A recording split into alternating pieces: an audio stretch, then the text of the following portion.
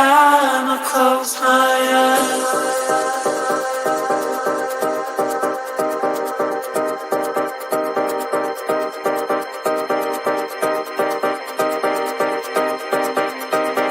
every time I close my eyes,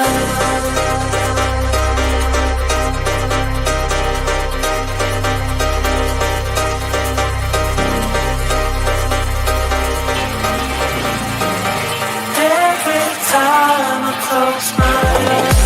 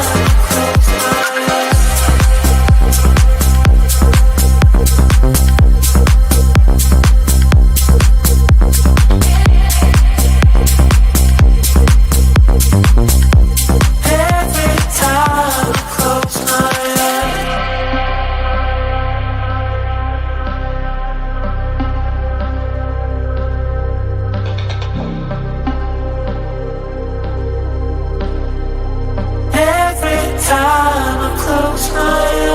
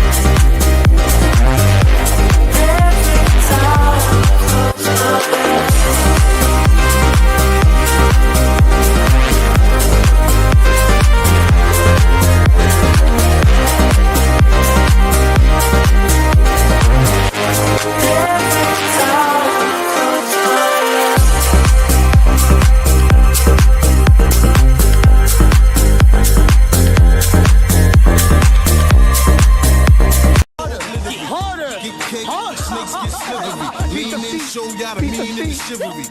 Rap ruler, you can ask Buddha. Right jab like Zab Juga. Every member of my team is a shooter. Tight like a room, no room for intruder. I do love that video. Happy New Year, everyone. Happy New Year. I hope everyone's doing Happy well. New Year, Having a man. great one. Cheers. A great one. Guys, we'll just go have a chat, have a little bit of a talk, have a drink. It's the New Year. We can talk about whatever you want. The only thing we're not talking about is Trent Alexander-Arnold. It's the only thing off limits. Because, yeah, I think we've all spoken enough. And, yeah, I don't want to lose friends today. You know what I mean? I don't want to lose friends. But Enzo, how you doing, man? Happy New Year to you, mate. Happy New Year, man. I'm good, man. Just chilling, man. The family's blessed. Everyone's blessed. Another year, man. We're ready to go again, man. That's it. Another year. Lakers, how you doing, man? Yeah, good, mate. Yeah, good. New Year so far?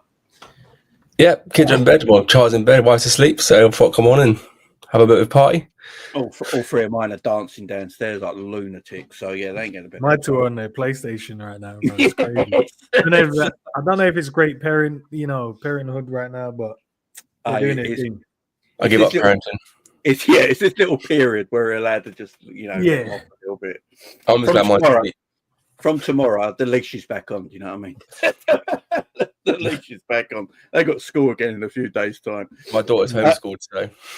Oh, there you go. You're all right there. Happy New Year to everyone. Happy New Year. Happy New Year to everybody. Guys, you can chat about whatever you want. If there's a subject you guys want to talk about in the chat, let us know. If you want us to ask us any questions, let us know. If you want me to make this a call-in show and you guys want to come on, let me know. It's New Year. It's New Year. But Ends, anything you want to talk about first, man? Anything you want? Do you know, bro? I'm just chilled, man. I swear to God, like Liverpool doing so good. I have no complaints right now. Obviously, we got the contracts and the other bits and pieces that we normally talk about. Yeah. But we leave that in 2024, man. We're in 2025 right now, man. We don't want no negativity. The team is doing well. We're top of the Champions League group. We're top in the Premier League. We're in the semi-finals of a cup. We're about to start the FA Cup. You can't. Nothing's going wrong at the moment in the world. Nah, man. We can make stuff up if we want. You know what I mean? If we can do that, want to create some negativity, I'm happy to do so. We can start some drama from absolutely nowhere. Let's do it, man.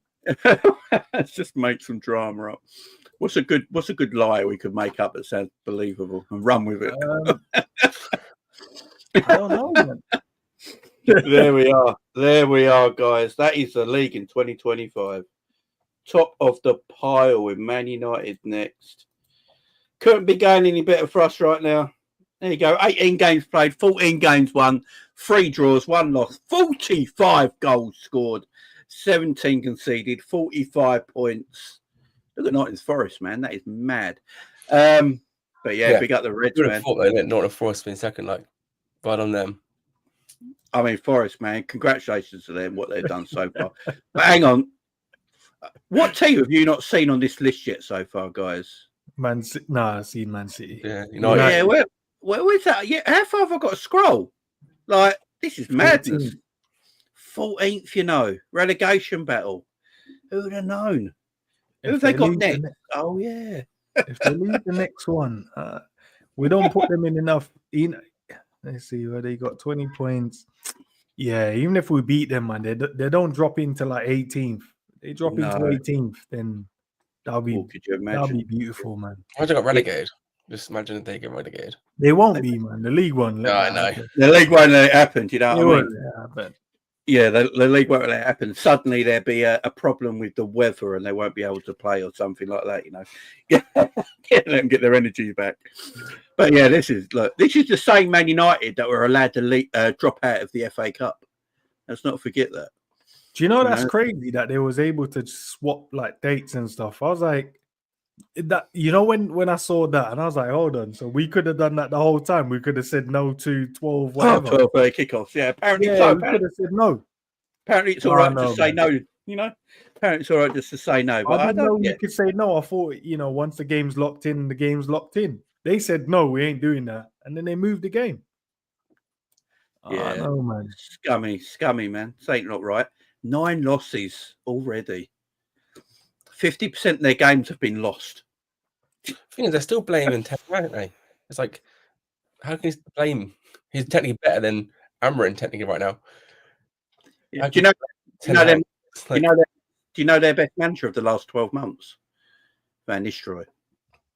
Yeah. Or like 3 wins. Yeah. I think statistically for the last 12 months, he's their best coach.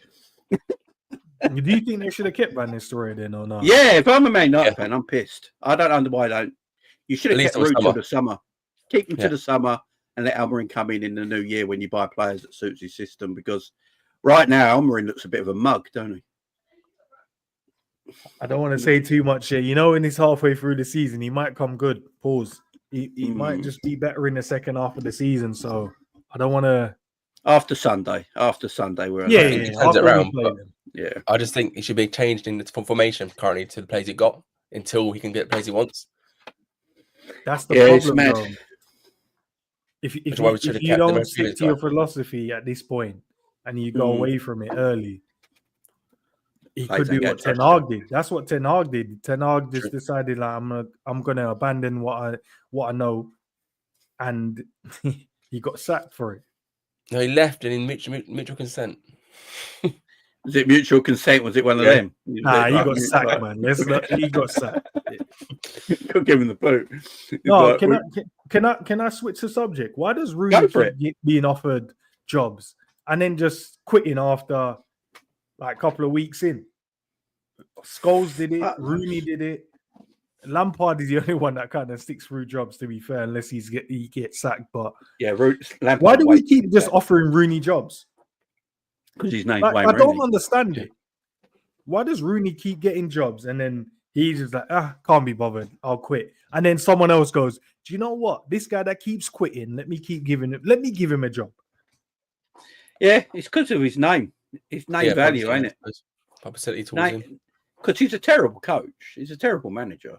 Clearly, because he keeps quitting after How long was he in his last job? A week. I don't know. I can't remember. And then he just quit. A couple of weeks in, he's like, yeah, got smoked by Lampard, and he's like, I can't be bothered now. Smoked by Lampard, you know. And then someone else will just give him a job, going, go on, Rooney, go on, you might as well have another job. While there's other coaches out here working their asses off, can't get a job. Like Graham Potter is twice the coach that Rooney is, yeah. But Rooney will get more opportunities than Potter because of his name. That's mad, ain't it? No, it shouldn't be the case. It shouldn't be the case, should it?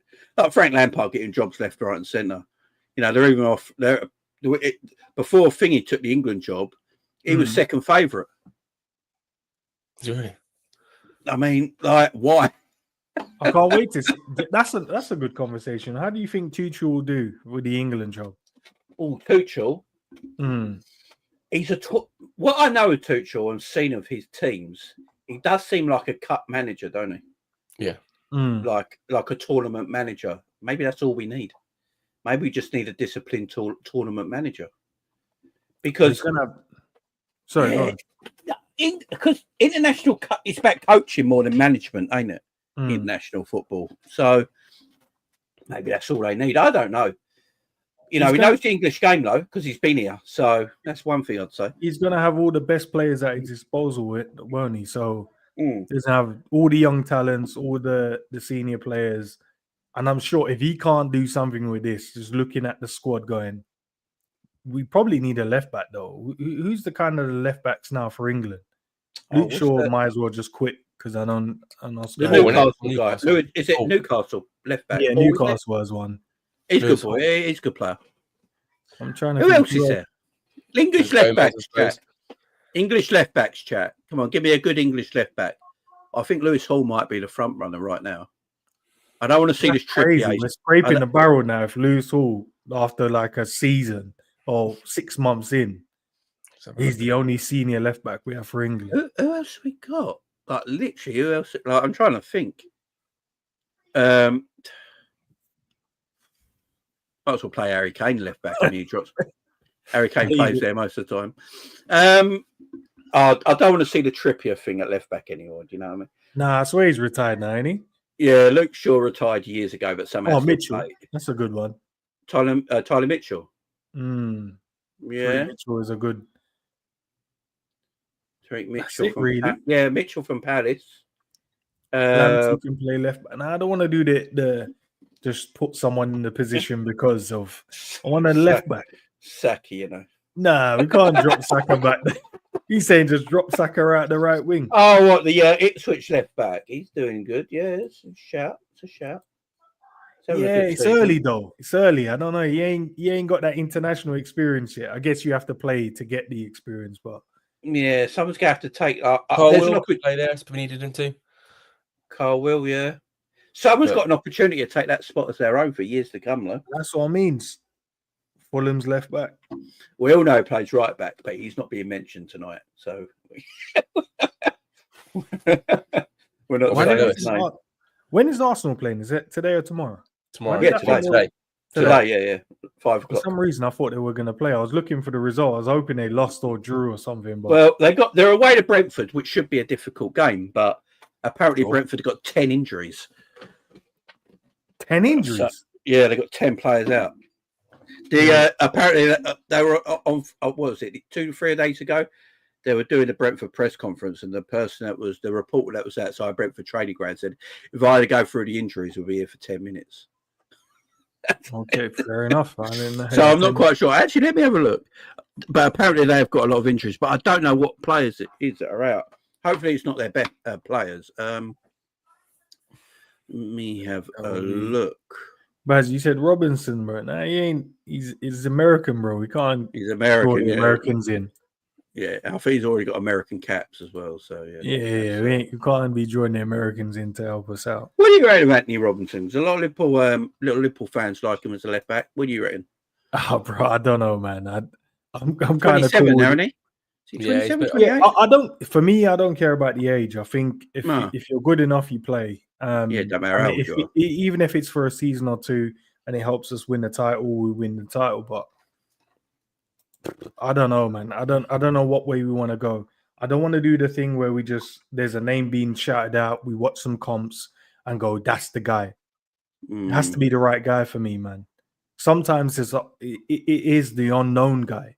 It's the guy that no one really checks for, and he's like, I don't even think he's good enough, and then he becomes the guy. Like Robert wasn't the guy, and he became the guy. Yeah, right. We've done Kirkes, I see a lot of people saying Kirkes. Robinson is ready. I think he's ready. He's got bags of energy, man. Bags of energy. But obviously, we play in a different way to what Fulham play like. We play in a different way to what Bournemouth plays like. Can they come in and do the job? I think time will tell. But I don't know. I want Davies, man. We should test Alfonso is my guy, man. I'll take him in. Oh, yeah. Alfonso, your guy, yeah? I'll take him in. I'll take him now. How old's Alfonso Davies? 23, I think. 23, 24? Yeah, young guys. Things have been around forever, though, don't they? What do you guys think of Theo Hernandez? Exactly. They want Nunez. Could that be a sort of a... What, Theo Hernandez? I like Theo Hernandez. Bro. I just don't think he wants to leave it. It's New Year. Yeah, New Year dream. Oh, we're just saying stuff. Okay, New Year dream. I didn't. Sorry, my bad. I mean, they shut it down for no reason. Then, ended up fucking 5 minutes at least. Discuss it, then. Yeah, get Hernandez in. No, but listen, with the Kirkes stuff, and I see like loads of people like get him in. He's the right. I don't know, and I'm not going to speak from a standpoint as if I know. I don't know. I just don't like the players that we don't really notice, and then all of a sudden, because we're linked, it means that that's the guy. That's the part I don't like, because to play left back for us, man, it isn't the same as that marauding left back. We're gonna need that inverted, because if you notice how the way we've been playing, Robert I know he does attack sometimes, but he becomes a back three at times. He's making the third centre back. Yeah, so you're going to take a lot away from the other people's games. So Kirkes, can he do that? I don't know. Robinson probably could do it, but he's a marauding type. Maybe Aït-Nouri is probably another one I think that could probably come and do a job there as well. But I think we need to go and get the future type ones. I don't think go and get... If we're going to get a Robinson, I think that's when you go, right, we can probably win the league this year, next year. But if you're going to get a young one, just get one that you think has the potential.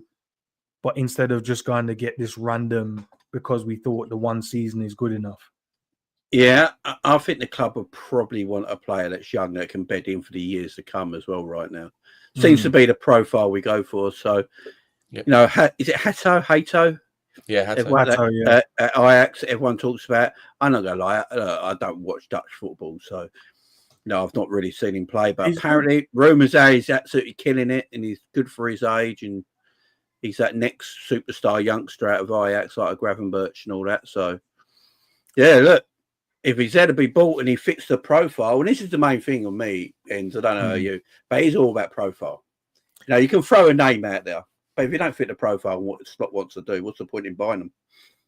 And that's the thing, innit? We can look at players that are doing well and go, right, if I put him in my team, can he do as good as what he has been doing? And yes, Hato would probably cover two positions, centre back, left back, good young talent.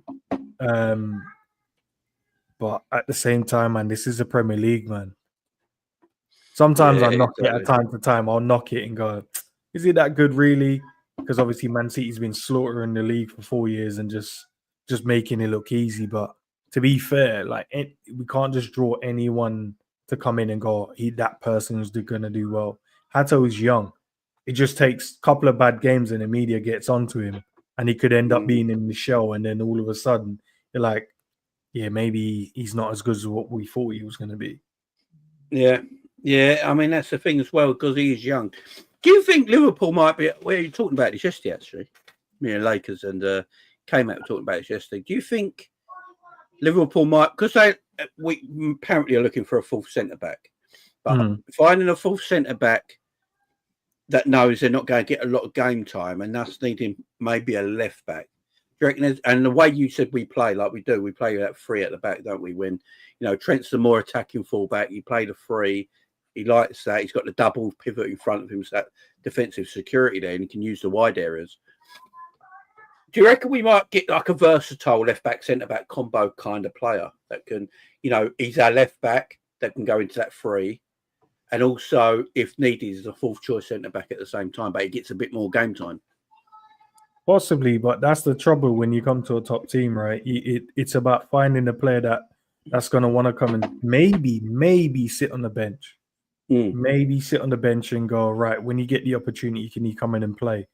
But to find that balance between the player that's going to be at that quality and okay to rotate from a centre-back position, maybe left-back, that's going to be difficult because everyone at this stage want to play football. We've got two left-back currently. They both want to play. I know from a fan base standpoint, some don't rate Tsimikas. Robbo isn't good enough in some people's eyes. But we definitely need another centre back. Can we get someone that can fit both positions, left back and centre back? That's going to be difficult. That's going to come in and play, especially trying to sign up Virgil for another season. And that means that position, no one really gets it. If Virgil's fit, no one gets that left-sided centre back. No, exactly. That's tough, bro. Like the right side, I think you can get someone. Well, to be fair, Ibu's probably Ibu's been on smoke this year, hasn't he? So even that's difficult. As a player, I don't know, man. It's a difficult thing to do. It's like the right wing situation for Liverpool. If Salah City plays, what are you going to do? Like, I know a lot of Liverpool fans wanted Elise. We all did. He's a quality footballer. But how do you market to Elise like, we want you to play right wing for Liverpool, but your game time would depend on what Mo does. So, how do you sell that to someone? So, do you need a versatile winger? So, in that Salah situation, is that why you've got Chiesa? I know Chiesa's not worked, but is that why Liverpool went and got Chiesa? Because he can play left, central, and right. So, he's more versatile in that area of the pitch. Because, as you say, Virgil, very hard to get a centre back to say, right, if Virgil don't, you can come in, but most of the time Virgil's going to play, Salah's going to play. So do you actually need versatile players in them positions, maybe, for superstar players? Yeah. I think you have your main players for the main positions, but I think as backup or third choice, you need to have that versatility. Getting the game time. Yeah. We had a conversation yesterday about who we would sign, and I said centre back and left back. But I'm sat here thinking, actually, why not we just go get midfielder? And then you've got Endo who can cover centre back. Because like we just said, Konate's fit, Van Dijk's fit, your centre back's covered. You've got Gomez there and you've got Konate. Sorry. Your left backs, we've got people want it not graded. For now, they're there. You've got Robertson and Tsimikas. Obviously, if one gets sold in January, you have to replace them. So do we get versatility again and get midfielder in? Because then they can cover centre back, midfield. Because Endo's played more games at centre back than he has in his whole career. But fans seem to not realise that. So yeah, it's because we don't watch everything. Yeah. So do we have enough centre backs currently in the team to cover it? You could argue yes. Yeah, I hear that. I think we spoke about this yesterday. What does Liverpool need more this January? Do Liverpool need a centre back more this January or a midfielder ends? What would you say? I don't. Do you know it's mad because I don't think we need anything personally. No, do you know what? It's just that freshening it up kind of thing, isn't it? It's getting someone else in to kind of not even rally the troops. I think they're ready. They're ready to go and do what they need to do. But there's that fresh face to kind of, I'm here to play as well. I'm here to ready to drop in the team, maybe add a goal, maybe add a couple of assists, whatever it may be. I'm thinking more midfielder. But I'm just trying to think what the club looks at in terms of what I need, what I would think they need. The club goes, I've got 2 goalkeepers. I've got enough defenders. Maybe an extra one would be suffice, especially with the injury of Gomez. But then you got Gomez getting injured, Ibu's coming back. So they're like, it's not like they're both out. Then maybe we need someone. One's coming back. You look at the midfield area. I think we've not used Wataru enough. I think Wataru is definitely a closing type of midfielder, especially watching him the other day against West Ham. Honestly, bro, if you're telling me the team is up a certain amount of goals, maybe 3-4-0 up, and then you're bringing on a midfielder where I can't even breathe in the midfield, where he's just snapping away at my heels every time I try and turn or pass, that's the guy you're bringing in with bags of energy. That's an issue. We need to use him a bit more. And then you got the attacking players. Here's obviously we haven't really got to see yet because of the manager saying he needs to be a bit more fit or whatever he may be. Nunez is the guy that no one really likes at the moment. Jota is there, but he's getting back to fitness. Salah's killing it. Diaz is killing it in the false 9. Gakpo's killing it on left wing. You're like, what? You're just going to add a player for the sake of adding a player at this point? And I know we need players, but are we just going to add the player now for the adding the player's sake? For me, probably a midfielder. Just maybe a midfielder. But even then, when we get them, they play. And the midfield you get in probably someone who can come in for Gravenberch maybe because the amount of games he plays. But I was thinking of this yesterday. With our midfield, you got sort of like the main 4 at the moment are Gravenberch, McAllister, Curtis Jones, and Szoboszlai, aren't they? They're sort of Slot's main 4. Then you got Endo, who I think is very important to. It's one of them players that are very important that can come in and do these little jobs. Yeah. Then you got Harvey Elliott, who's not really played much yet, and he's got fresh legs. And if he needs to start a game, I don't think he'll let you down. So you have got a lot there. You got a lot there in that central area. To bring another one in, to stop, look at it and think, right, my midfield's settled. My midfield is actually settled. Do I want to bring someone in now and upset this core dynamic that I've got? But I think the problem is we're naming midfielders, which we have got quite a lot of. But if you break it down from the 10 role, which you have Elliott, Szoboszlai, and possibly Jones, and you look at the pivot, we've only really got 3. You got Gravenberch, McAllister, Endo, if you want to put them there, but I said I'd move him to centre back, and that's it. Have I missed somebody else? Okay, Joe to play there, can't he? For the pivot, we only technically got 3, so that is where we're short on numbers. So this is why I'd say probably bring a midfielder in to help the pivot. Big up to Honesty's obviously saying Tyler Morton. I'll give him looking at it the way he's played in terms of the Carabao Cup, aka the League Cup. He's looked good as well, man. He looked sharp. Obviously, he had to fill in at right back, in I think it was the Southampton game. But other than that, I think playing him in the centre mid. But you got players like Bajcetic as well on loan. Yeah, that's what everyone's saying. Would you bring him back? Would you bring him back? No. Would you bring him? Because he is the perfect Gravenberch rotational player, isn't he?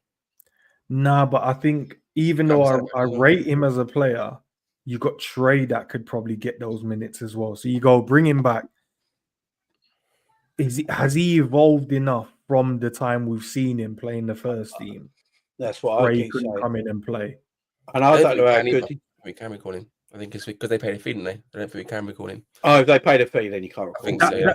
That's the crazy part, though, man. Because obviously, as Liverpool fans, we want players in. We want to buy and get the best talents around. But then we've got young players that we all respect to a certain extent going, I'd love to see what Ben Doak could actually do with a run, or, a Bajcetic, to see what he could possibly do in the team. Jayden Dan's, see what he can do as a striker. But then at the same time, you're like, if I go and buy the so-called quote-unquote world-class players or close to, these guys don't get a look in. So then do they get the opportunity to develop? It's a fine line. And it depends. I think if you weigh up whether or not you're happy to win the trophies every other or close to every other season, these guys will get the opportunity possibly. But if you want to be consistently challenging year in, year out at the top level, to allow the young players to then seep into the team, maybe one, maybe two will be able to get in. Other than that, you're not going to get everyone in. So if you're a fan that wants to compete and win year in, year out, Jaden Danzen, Bajcetic, and all these guys don't get a look in. Let's be honest, because you'd go and buy the next best talent. And Liverpool let Stefan go for a reason. So, Slot fancy him. That's the other thing you got to ask, isn't it? Like they let him go for a reason. I think Stefan, because of his injury setbacks he had in previous years, I think it set back his development a little bit.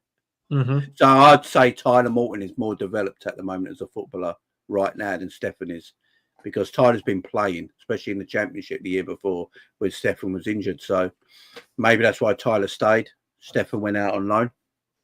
But I will say, I'm going to bring him up, man. He's my guy. Wataru Endo, man.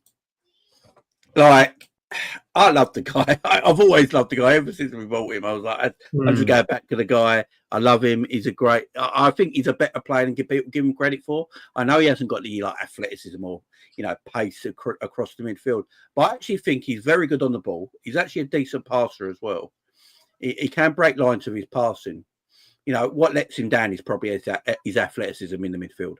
The way he can move around like a Gravenberch or a McAllister or something like that. But I think players like him is very important to squads if you want to go and be successful. Because he can come in. He can come in like 30 minutes to go. Bring Endo on. Shore it up. Look at him against West Ham. League Cup games. Put Endo in for 90 minutes. Give bigger players a rest. He'll do a job and get you through in cups. You need these players in squads, don't you? No, 100%. But I'd love to know, what all of you guys think as well. But we haven't used him enough when we needed to, man. He's definitely the closer. And even in there's certain games, I feel like if you want to go and allow the front four to an extent to go and express himself, he's one you could probably play in a double pivot. If you want to go, all right, McAllister today, I want to play in the 10, put McAllister in the 10, put Gravenberch and Wataru as the double pivot. I promise you, they'll sniff out and lock down everything that needs to be locked down.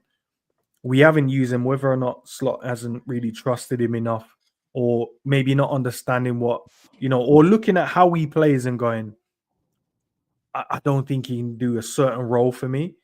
Maybe he was looking at him maybe to do the Gravenberch role. But I look at Wataru as he's not going to be a Gravenberch. He's not going to be a McAllister. He's not going to be a Jones. But you can be that player. We might be 1-0 up in the game. Throw him on. Throw him on, because what he's going to do is allow the rest to go and express themselves, because he's going to do the work of two men. He's going to be running around, especially when you see him, in terms of the way he played against West Ham. The pressing ability and closing down and stopping players from turning on the ball. Like, honestly, man, he is a really good player, but we haven't utilized him enough. And I feel like maybe in the second half of the season, that's where we're going to use him. And that's where he's gonna probably earn his keep. He's gonna earn his keep in that second half, because then people are gonna be like, okay, all right, I see you, little 2-1 here, little 1-0 there, maybe a little 3-1, but it's a tough game. But because he's come in, shut stuff down and allow the freedom for the rest to go and express himself. Yeah, big up everyone as well coming in from Sam's channel. Happy New Year to everyone. Big up to everyone here. Big up to all the Raiders as well. Thank you for coming in. Big Happy New Year to absolutely everyone. Everyone from this channel has already been here. Everyone coming in from Sam's channel right now. Hope you're having a blessed 2025. That's if you're celebrating New Year right now. It depends where you are in the world. If you're in Australia, New Year was time ago. If you're in North America, you're still waiting. So, big up to everyone. Thank you for being here. Appreciate it. The raid from the leopards, Yeah, big up to Sam and his followers. Appreciate you all being here. No, you're right with Endo. I look at Endo and thinking, when he's played this season, I watch Endo and I'm like, he hasn't actually played badly when he comes in. He does a job. And he's really good when he comes in. He's battered as well, isn't he? Yeah, the game against Southampton, he inverted from centre-back and put on a clinic. I was like, yeah, this guy's he can play, and do you think it's just a fact, like End was saying there about giving him time? I think Slot said something that I believe he said, like, it's very hard to drop Gravenberch at the moment because the form he's in. He's finding it very hard to drop him out of the team to bring someone in. Do you think that's all it is? It's not the fact he don't trust Endo, because he wouldn't bring him on in games if he didn't trust him. Lakers, do you think it's just the fact that Slot's finding it hard to take Gravenberch out of the team at the moment?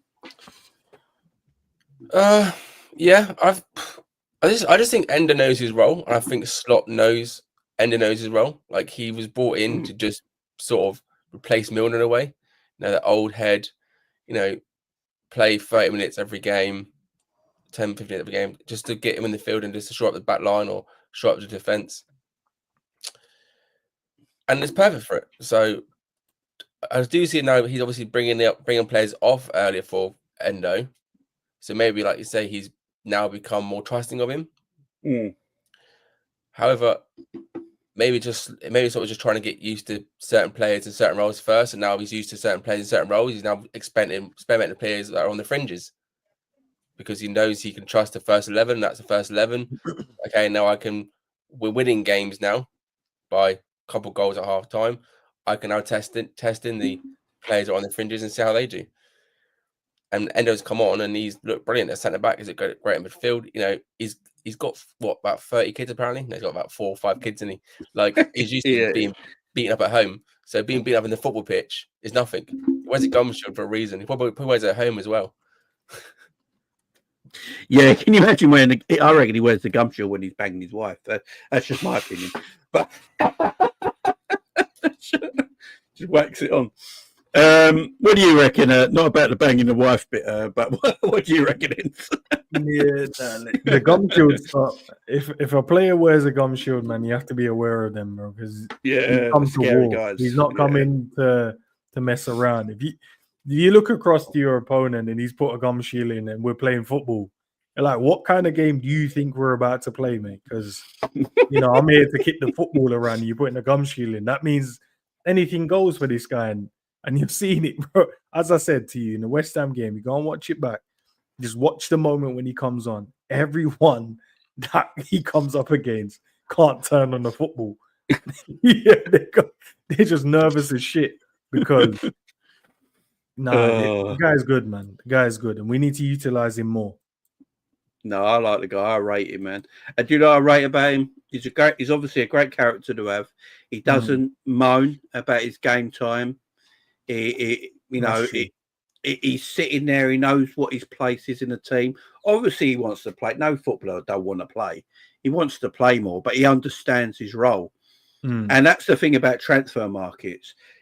Can you get a player better than Endo in the market in January? Probably, yeah.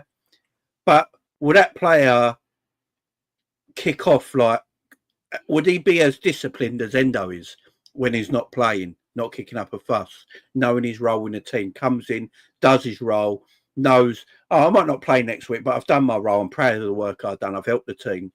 We've won 3 more points and it's helping the team. And it goes back to knowing his role. Or do you want to bring a player in who's fighting for the place and maybe cause a bit of ruckus? Is that what Slot wants in January? Or does he just want this settled squad and thinks he can take it all the way to the end? What do you reckon? Nah, do you know it's mad? Because I know a lot of us, some people coach football, some people play, some people watch it, some people just, think they know too much around it. But it's such a difficult job, especially at the high stakes in terms of you're at the high table and you have to build a squad. You have to get the right people in, the right formula of everyone being able to agree. And you're going to have people that just not happy to sit on the bench, but they're not going to create too much of a fuss and create issues. And to build that kind of ethos and that kind of environment is a difficult thing to do. It's a big up to Klopp because he obviously started it off. And obviously we hope Arne Slot can continue that kind of legacy, because you can be a club like a United where everything just looks toxic at the moment from above to below. Players that they've brought through the academy can't play, can't get in the squad. Rats running around everywhere, leaking roofs everywhere, can't get a win. You can have a club like that, or you can have a club like us. And I know sometimes as fans we want our owners to spend more money. We want them to put us in that stakes where We don't have to worry about too much. But they're doing what they can do. Us as fans have to do what we can do. But I love the way that our club is at the moment, man. Because I remember how we was. You remember that them points, Jamie, when we were just like only Gerrard was the guy we could chat about. Yeah, we just give it the ball when you do it. Yeah. Yeah, when Gerrard was the only player that we can actually big up and go, everyone's looking around. They can name Scholes, they can name this. They got Terry's and they got Ferdinand's, they got Veron's, and we was like, nah, Gerrard. We were just like, nah, Gerrard. No one can talk to Gerrard. And now we've got a squad where we can laugh at the other teams. We've got a team that's winning trophies, and we can sit back and relax. That's how United used to be. You remember them days when United used to be able to just smoke everyone, and the referees were giving them every decision. I was watching a replay the other day against Arsenal, and I saw Gary Neville take out what's his name? Not Vela. What's the other guy? Reyes. Took him out twice in the game. I was watching that, and I'm like, that would have been a red card, bro. I saw that famous Man United. Yeah, that famous Man United dive, yeah, and they got a penalty for it, and I'm like, nah. Yeah, that was on the other day when I was watching that. Yeah, that's that famous Man United Arsenal game, ain't it? When United got away with everything. No, we got a good team, man. We got a good team. Listen, I know that Real Madrid keeps sniffing around a certain player, and we'll try and stay away from that player's name today, because we're trying to have a bit of a laugh and a bit of fun. But we're a good. We got a good team, man. We got a good team. We got a good squad, man. But yeah, sometimes you wouldn't believe we actually have a good team. Chelsea struggling. Well, I say struggling, but they're struggling. Arsenal play this non-football football that they play. From time to time they'll get a couple of goals, but normally set piece FC. And then Man City, for some reason, I don't know what's going on with them. Age, fatigue, manager lost of ideas. I don't know what's going on with them. But we got such a good team, man. Great team. And I don't have to speak about Gerrard no more. When my brethren were sitting around talking about football, and then they were like, yeah, Liverpool's a laughing stock, innit? I said, nah, at least we got Gerrard. And they're like, yeah. Oh, all right, you got Gerrard. Yeah, Steve. Now we can mention so many players, but like they say, like the spirit of the squad is very good. And it is. I love it when, there don't seem to be anyone selfish in our squad. Like I was watching the other day the West Ham game, and how happy everyone else was for someone else scoring a goal.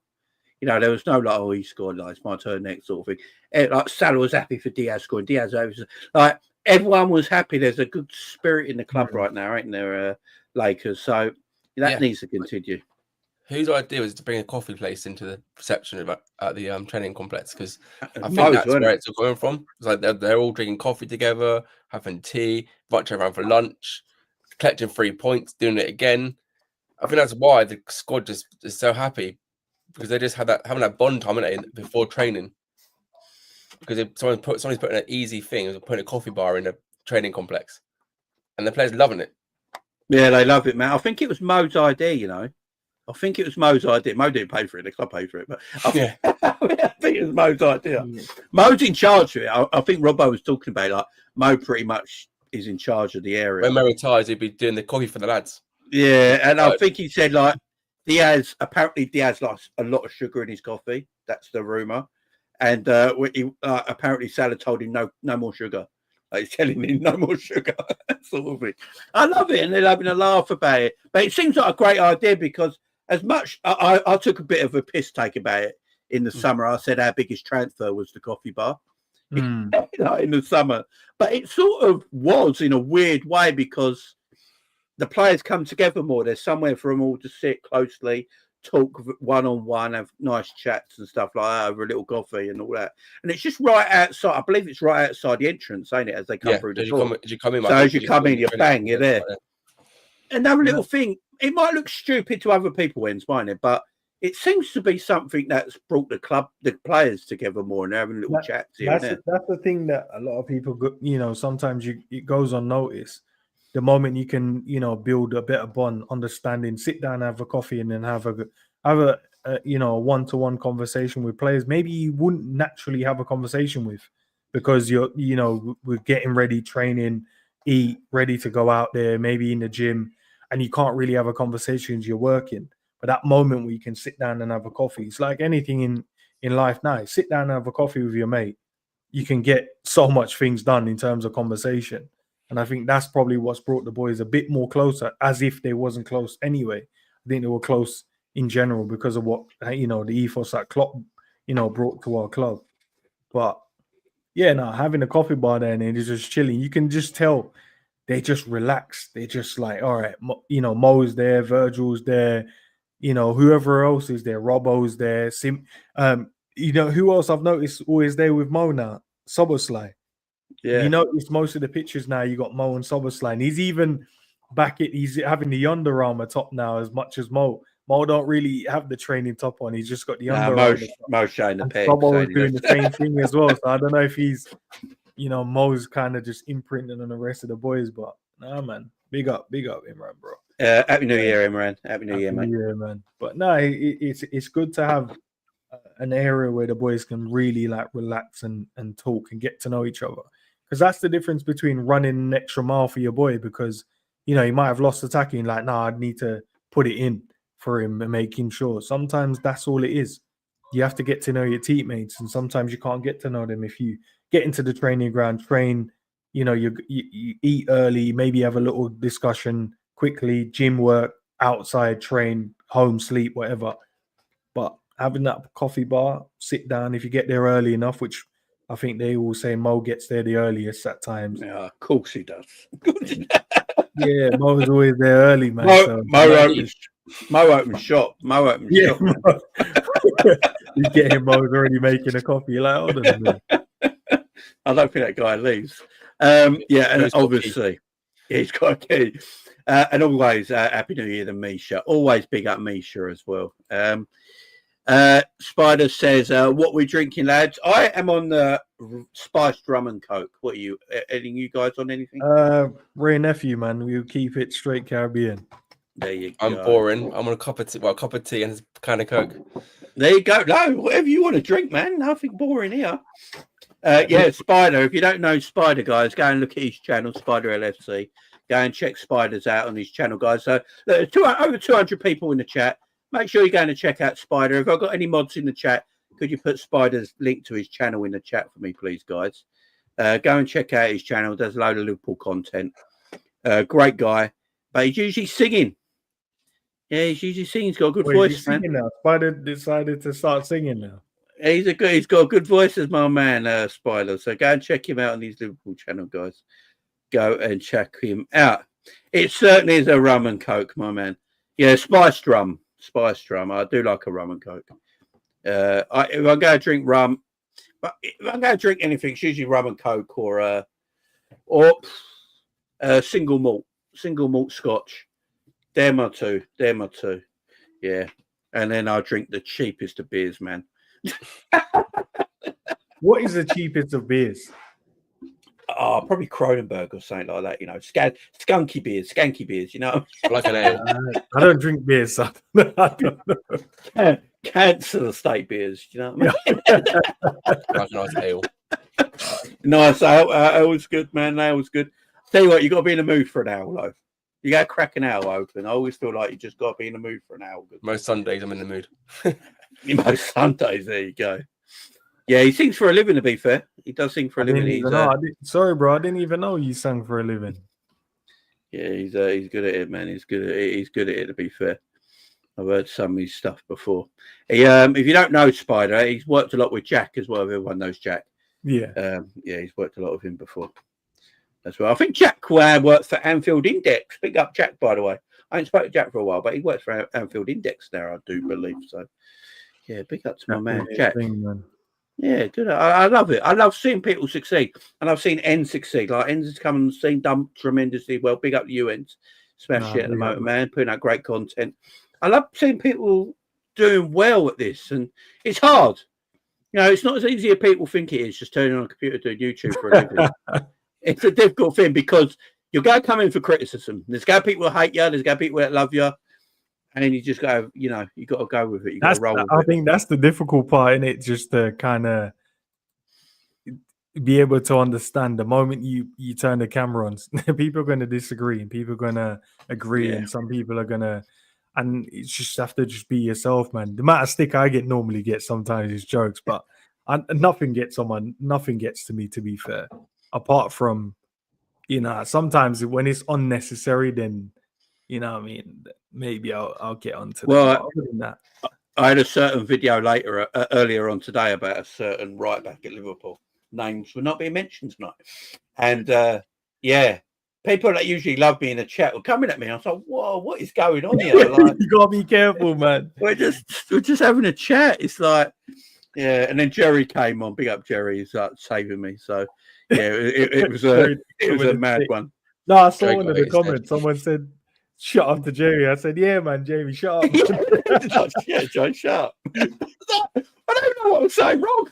I don't even think in that moment you said anything, to be fair. But no, I don't know if he meant Jerry at this. So I don't know. But yeah, big up everyone. Happy New Year, motherfuckers. Says Dyer, big up to you, man.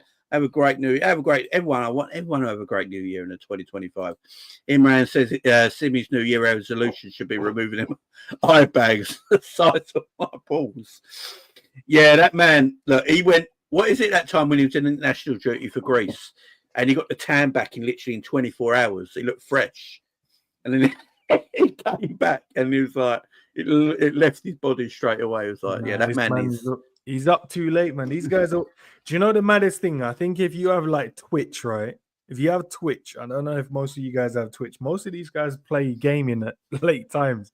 So that's why they have these, when you're like, why is my player not playing well today, man? He's just looking tired.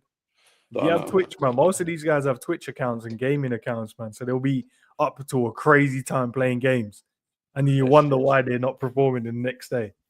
It's just mad.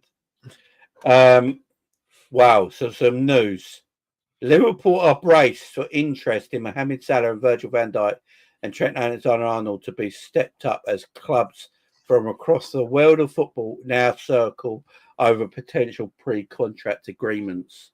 That's coming from, who's that come from? Paul Gorst, is it? From the Liverpool Echo. Yeah, I've mentioned that geezer's name as well, for fuck's sake. So look, I think that's more of him just going, it's January 1st now. That's what I thought, man. January 1st, let's throw something out. I don't see any truth in it at all. Big Ant as well. Happy New Year to you, my friend, as well. Happy New Year to you. There's loads of mad shit going on. Like, it's always going to happen, especially with Liverpool Football Club. I'm just trying to think, like, what the question to you guys and everyone in the chat. Say, for an example, worst case scenario, none of the guys are signing, right? What clubs do you guys see Virgil going to, Salah going to, or Trent going to? Obviously, Real Madrid is key right now, but if they all go, I'd love to know what everyone thinks. So, Virgil, what club? Salah, what club? Trent, what club? What do you guys think in the chat? If they all go Real Madrid, I might just cancel my channel. So I think Van Dijk might go to Munich. Yeah, Munich could be one. I don't think there's many clubs that the problem is there many clubs that are bigger and better than what Liverpool are right now? Because you don't want to downgrade, do you? You don't want to downgrade. So I don't know, look, there's got to be clubs interested in all three of them because they're world-class talents. I don't see them going anywhere. I think they all sign, to be perfectly honest. So I just think we're going to have to be patient about it. But I do think all three sign. So the guy that won't be mentioned, his name, should we won't be mentioned as a team be Bellens and offer him to another team and not Madrid in January? Go on, say that again. Hang on, say that again. Go on. So if you want to be sort of Bellens, should we not try and get him to a different club? So not Madrid. So obviously, if he doesn't want to sign, and we know he doesn't want to sign, should we be like going, okay, Barcelona, are you interested in him, or someone from Italy interested in him? Even if they can't afford Trent right now, Barcelona.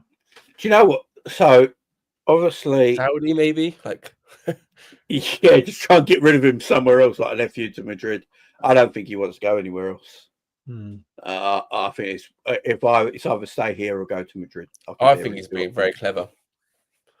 I think he's playing Madrid to just get a better deal with Liverpool. I think he's playing. He's playing both off each other to get the deal that he wants. I don't blame him. I think we'd all do that. Probably. Where did you guys think that they would go though? What was because obviously I just jumped off quickly. Where did everyone say in the chat that Virgil? Where they think Virgil would go? Salah would go. I think Virgil, if he had to leave Liverpool, Germany might go to Italy. So I do think he. I think he said something about if he, he does love Italian football. So that might be maybe like an AC Milan or an Inter Milan or something like that. If they all three of them went to Real Madrid, I'm telling you, I'd end everything. Imagine Salah, Vinny Jr. and Mbappe. No, shut up. And then Virgil. And Virgil or Rudiger at the back, and then Trent at right back. No, fuck that shit. That would be dumb. Russell said that Inter Milan, Salah, PSG. Yeah, nah. For me, if they weren't gonna stay, I think Virgil could just go and play for like City or someone. What in the lower league? No, City, Man City, right? Yeah, the lower league. Yeah, when they get relegated. Lower league. When they get relegated, yeah. Bring out the collar with him for 20 months.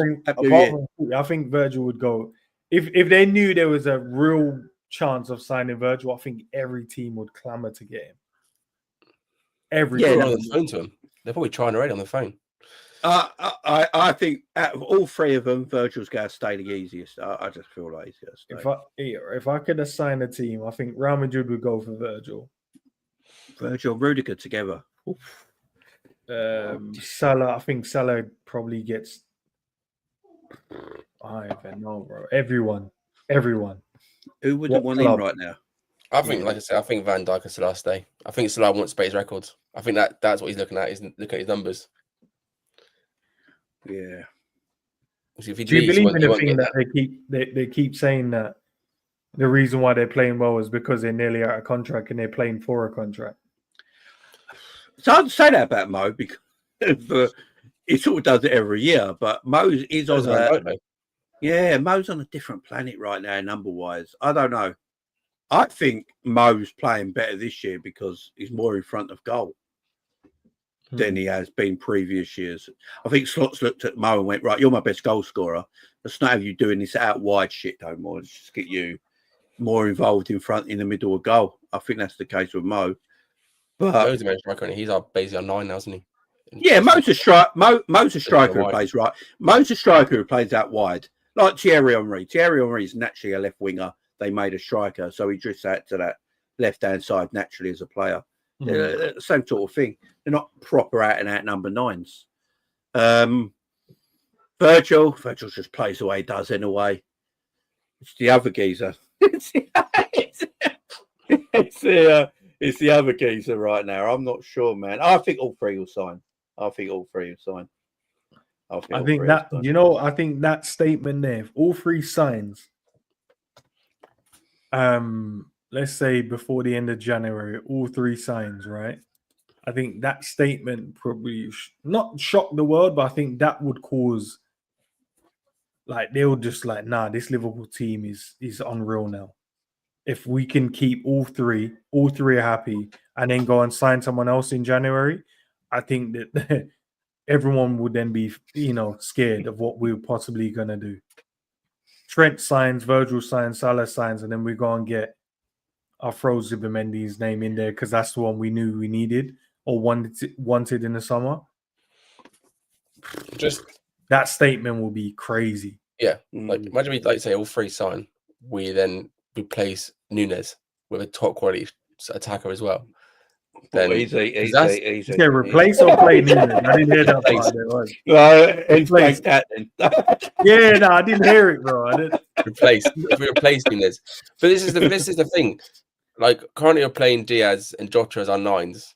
Yeah, and this is why I'm starting to think we might go back to playing with our wingers becoming more attacking in the centre. So like the number 9 sort of holds the ball up, gets involved in the play, and then our wingers cut in. So then we go for a high scoring left winger instead of a high scoring 9, and you just move Diaz to the 9. But I think Gakpo is scoring. He's a high scoring man currently. He's scoring goals, isn't he? I think you'll need another one. It's a new year, guys. Yeah, so I want to ask the question. Go on. I want to ask. No, go on. Do you want to do the super chat first, and then I'll ask? Or Yeah, big up Ty says you man talking of madness into the universe. Big up Ty, much love to you, man. We are talking madness. We can talk madness. We can talk madness. I need you. Listen to me, guys. Please go for it. Go. Take the emotions out of it. I really want to know your honest opinion. And when I say honest opinion, I'm going to give you the ultimatum. So is it this point A or is it point B? Whose fault? Because before Nunez joined Liverpool Football Club, he was actually a good goal scorer. He was. Before he joined us, whose fault was it? Him or the club's? And I want us to be honest, guys. Don't just do the emotional thing. There's enough of you in there. Is it the clubs or Nunez? Whose fault was it? Because before he joined us, he cooked us in the Champions League. He certainly did cook us. He had a good year. Do you know what? I don't think he suits English football. I'm going to say that. I don't think he suits English football. Jesus Christ, the size of that drink. Yeah, I don't think clubs? He's so A, club or B, Nunez? Whose fault is it? Oh, I'll say the club because they shouldn't have. I'm going to say the club because they shouldn't have bought him because he's not the right profile. I'm going to say B because it's now a different manager and he's still doing the same thing. Oh, that's a shout. That's a shout. I don't think he's the right profile for our football club. That doesn't mean he's a bad footballer, though. A or B? A, it's the club's fault. B, Nunez's fault. Hence, I've gone both. Yeah, there's C. Blame both. We got to blame one. C. My show, I could go both. Get kicked off. There's a few A's in there, man. You know what I mean? There's a few A's in the building.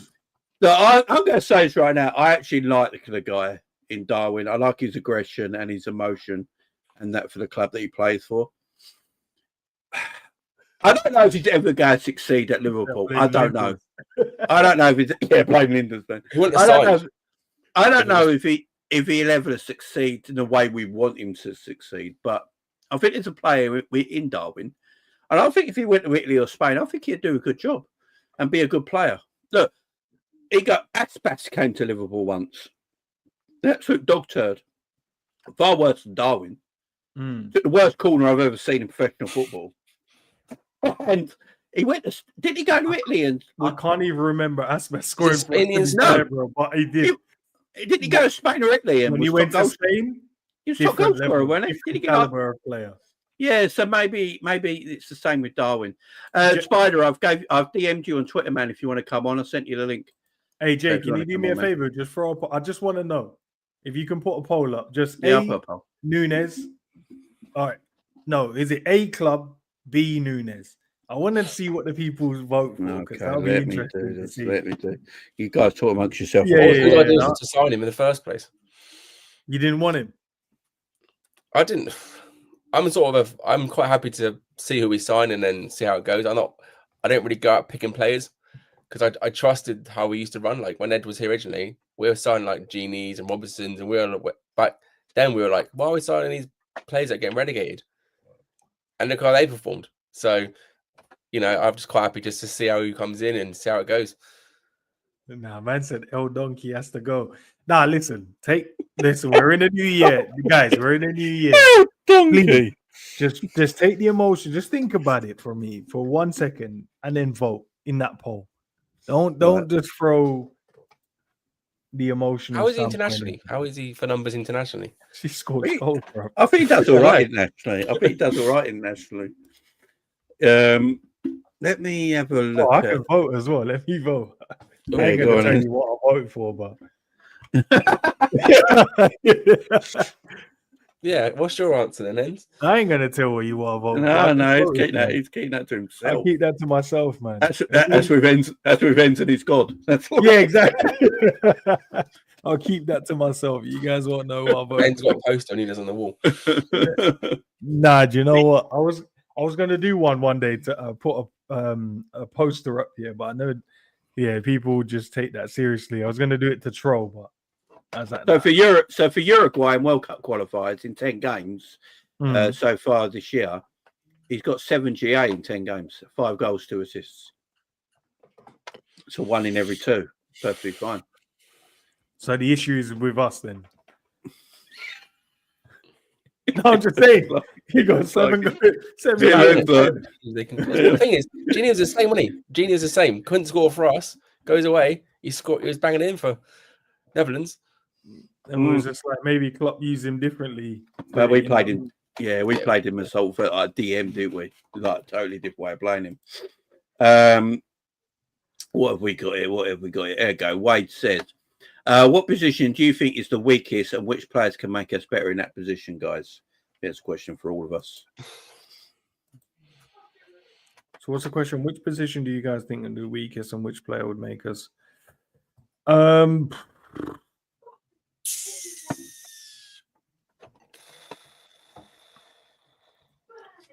Maybe it's quite an hard one, ain't it? It is quite a difficult question. I'm going to be really different and go. Obviously, left back is the obvious answer, isn't it? But I'm trying to think a little bit outside the box. I don't know if it's the obvious, but I hear it, bro. Thank you, Brad. I heard someone watch Nunez in the same role that guy from Newcastle plays in midfield now. Julian. What's his name? He's been a striker for Newcastle now. Plays in midfield. Joe Linton. Yeah, I heard someone say to put Nunez as Joe Linton. Fucking hell, I see. I don't know. See, with Joe Linton, I always think he was a midfielder, but Darwin is a striker. You know, he couldn't play midfield. Is he? Yeah, I don't think Darwin's a. I will say this about Darwin. I think if he played in Italy or Spain, he'd do a job. I really do. I think Darwin's one of them guys. I don't know how you feel. I think he's one of them guys that needs to be the main man. And he's never going to be the main man at Liverpool, is he? No, he won't be. Okay. Back to the question before we just completely skip past that. Your weakest position. I'd say left back right now. Right back, I think you've got 2 good players there. Obviously, one world-class player, one good youngster. Midfield ain't really weak. Forward's not weak. Keeping area's not weak. Pretty hard question. I think the 10 is where we're probably the weakest. In the 10 area? Yeah, I think if you get... Obviously, the way we utilize the 10 isn't, in terms of how everyone uses the 10. And I think we need... If we had like an Odegaard in our 10, I think that unlocks a lot of the other players as well. But I hear.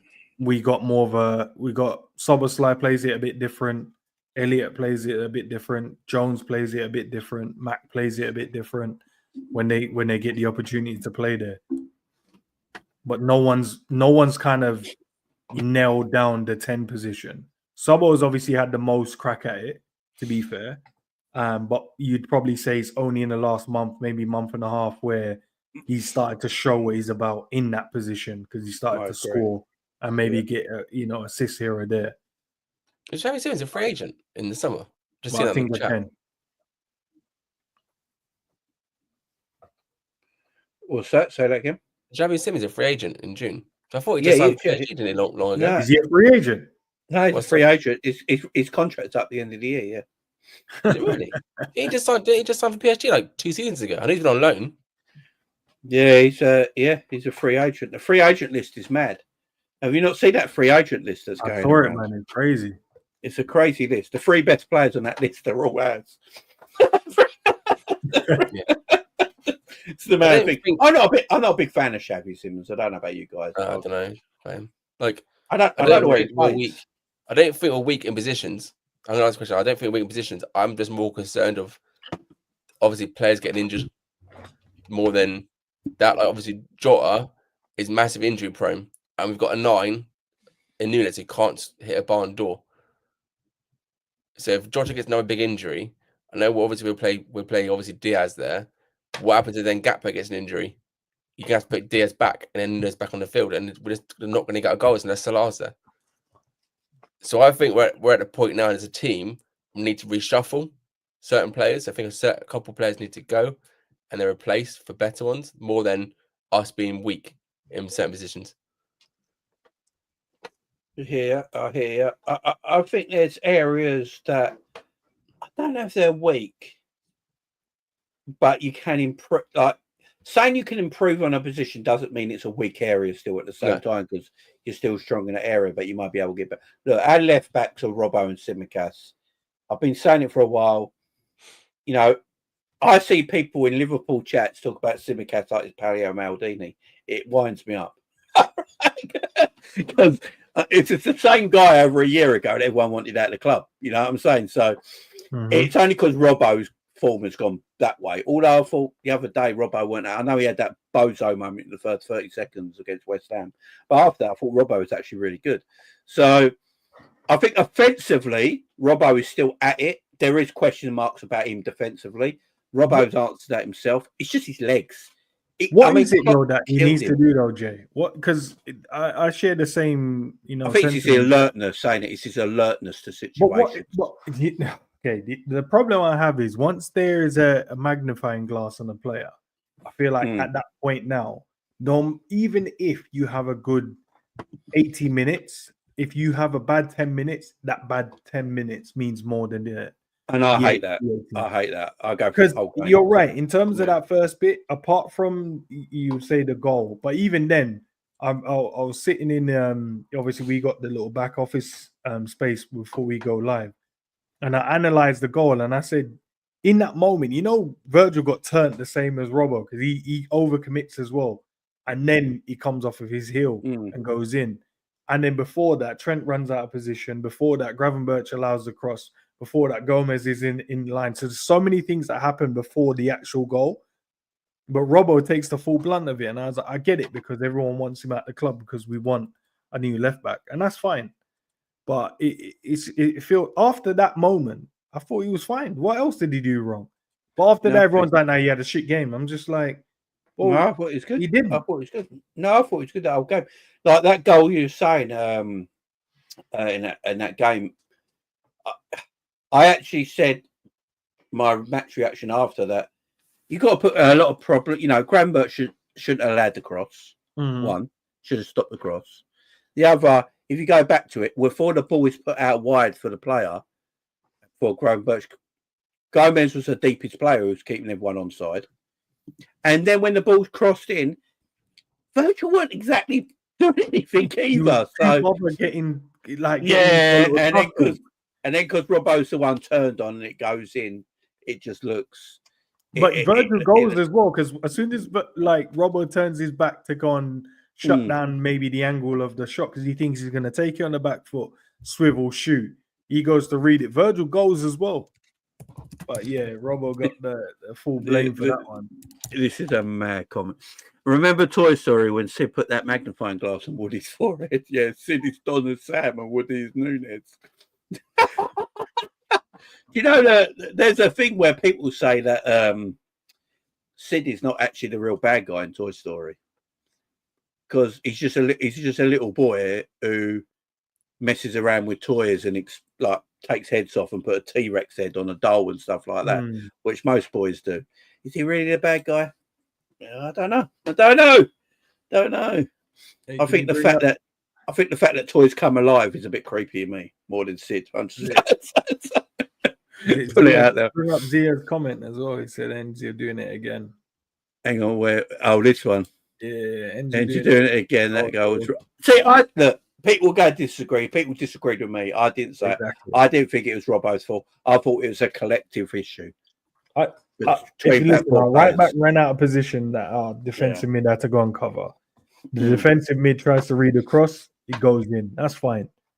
If you look at Gomez's position, he's not even in line with the cross, and he lets it go across him as well. Then Virgil's fighting with the striker for no reason when he doesn't have to. Robbo then goes, "Oh, so you guys let a cross in?" Now he has to go and cover it, and he gets spun. The player was clever there. What do you want him to do? Just read the player's gonna get there? I don't even know what you expect him to do, but it is what it is, man. It is what it is. There we go. Spider, how you doing, man? Happy New Year, my man. Happy New Year, lads. How's it going? Yeah, right. Happy, lads. Not working for the first time in 20 plus years. I am happy. First off, is that because no one booked you? I took it. No, man. No. I need to know. No, it's fair banter. No, lads. I switched from kind of like the wedding singing game to like the touring game like a couple of years back, and then I could just take all like no more weddings, no more nothing. We just festivals. I love it. Yeah, if people don't know, go and check out Spider's channel, guys. Go and check out his stuff, man, because he's good at what he does, man. Go and check him out. But Spider, Happy New Year to you, man. Same to you, buddy. Same to you. Happy New Year to you and to the family. Yeah, we're good, man. We're good. We're just having discussions here, as you've been hearing. Oh, yeah, I've been watching, man. I've been sitting there. Little lad was fast asleep underneath my armpit, saying like 20, 40 times, Daddy rub, Daddy rub, Daddy rub. And then he fell asleep finally, so that's great. There you go. I think mine are all still downstairs causing mayhem to the wife. Oh, nuts. Just the way it is. I'll give them all melatonin tomorrow, so they go a bit early. Wait, what did you say? Oh, wait, what was that? What was it called? Group, not group. There used to be this thing that used to be able to give to kids. Yeah, for like teething, remember? And it settles them, don't it? Yeah. It's gone now. It's like illegal or something, So you can only get it in Thailand or something. No, I know. Yeah. And when I say the melatonin, guys, my kids are actually prescribed it. So just chill. It's just banter. Jamrock says the left back situation. He's saying is the weakest area. And Leif Davis from Ipswich. A lot of people are talking about Davis from Ipswich. He has been good this season. Spider, weakest area. Liverpool. I know it's a bit difficult, but is left back for you as well? Yeah, 100%. Yeah, it is. Like I like Robbo, and I don't think he's gotten. Robbo for me is still in pre-season, but he's been in pre-season for 2 years, so he hasn't been able to get up to the standard. Robbo is 60% of Robbo, to be honest with you. It's like Fabinho a couple of years ago and Henderson when they just couldn't, no matter how much they tried, they just couldn't physically do it. And I'm like, I wouldn't doubt Robbo's ability or his attitude for a second, but you can doubt the body kind of letting you down at certain periods in your career, and it's kind of doing it to Robbo at the moment. And I love the guy; he's one of my favorite players in the Liverpool shirt. I don't think Tsimikas has gotten the opportunity to be as good as him. His best game for me was against Crystal Palace this season, and that was it. And outside that. I think we need like a Kirkes in there. I don't even know about Robinson. I don't even know if he suits our system. He's a great player. I don't know whether he suits it. Nouri's always been a shout, but he's not. He has spells, whereas we need somebody who runs all the time. And I don't see. I see that more in Robinson than I would in Nouri, and I'd see that more in Kirkes out of both of them. So maybe that's a shout for me. Yeah. I hear the Altonori stuff. I think Altonori is technically the best left back out of everyone, but is he actually going to be a left back much longer? Nope. That's the thing. No, he's technically a very good footballer who likes to get forward more. But yeah, the left back. Look, I think with Robbo, I know people are hating on Robbo right now, and I understand why. I do get it, but I think Robbo will go down as one of the Premier League greats as a left back, in my opinion. Yeah. Ashley Cole, I think, will always be number one, and I don't mind saying that. I think Ashley Cole was out this world as a left back. Dennis Irwin was a great left back, considering he was right-footed. Tremendous left back. I think Robbo, I don't know how you guys feel, but I think Robbo will be right up there in Premier League greats as left backs in the Premier League era. 100%. Yeah. I mean, and when this guy come from Hull for like no money. I mean, who's it who went? Is it Kevin Stewart? Yeah. No, is it Kevin Stewart who went? Yeah. Is that his name? Can't remember the guy now. What is it? Is Kevin Stewart still playing? It was a free transfer. Like there was no money exchanged hands. He went for 8 million. He came for 8 million in the same day within an hour. Yeah. So it was basically no like we have. They tried to say it was up to 10 million, but it wasn't. They got the 2 million extra. Yeah. So Robbo for no real money. Yeah. What a servant he's been to this football club, man. Unbelievable. And I'd keep him. I'd actually make money off Tsimikas, and I'd keep Robbo as the experience in the left back. And then, gradually bringing Owen Beck and all of these guys in underneath him. I just don't see the benefit of keeping Tsimikas around without making money off him. Because he's never been given the opportunity, and when he has been given the opportunity, he's never held it. When Robbo came in, he was against Moreno, And and Robbo didn't come into like maybe October in the season where he fully started playing. And so can I ask a question in, and maybe the guys in the chat can answer it as well. What do we want from our left back? From what we've seen how the team's played this season, we've seen that the left back does the inverted runs, a couple of overlaps, but more so than none, they kind of make a three. At the back. Robbo stays there a bit more than usual. What do we see in the other left backs that we potentially want to, we want? Because I see Kirkes is a big name that gets mentioned, and I think that's more from it looks exciting from maybe the compilations that we get to see. But can he go into a back three when we need him to? Is he good in the inverted runs when he gets into those areas? Can he finish when we need him to? The latter two, I think, yes. I think the earlier one, maybe not so much as maybe sitting as but it all depends on Slot, really. But out of all the three guys we mentioned, Robertson is definitely not part of a back three. Nori is more of an attacking wing back as well. And you're right, because I mean Robertson is the one that kind of tends to sit there. It's the same way that Slot plays his team at Feyenoord when he had the Dutch lad that kept coming in, but it more inverted, more underlapping. Yeah, Gertrude, yeah. And that he made more underlapping runs. Look, for me, I said it for years, not really in the midfield, but I'd rather see, Trent moved right where Szoboszlai plays. I don't want to see him kind of having that. I want to see him being able to cover, because I think all a right back needs to do is cover. And I think if he's already had the ability to learn how to cover, as with that kind of with the few years that he's had as a right back, he knows how to get in front of whatever right back is going to be in there, like a Conor Bradley or something like that, and cover. But I thought Trent would be a direct replacement for a more attacking Henderson, not the one that we've seen later, where he was like back passing and sitting there in the midfield and doing all of that.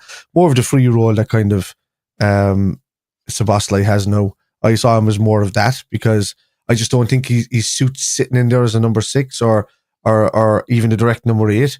I think he's more of an attacking right-handed side where he could I think more of a free role, but around that kind of right attacking midfield to drifting into switching into the number 10 and back out to the wing. That kind of player. I've never seen him as a midfield out and out player. I just think he's either what he is now or he's that far advanced. He's not in between. Do you know the weird thing about the fullback situation?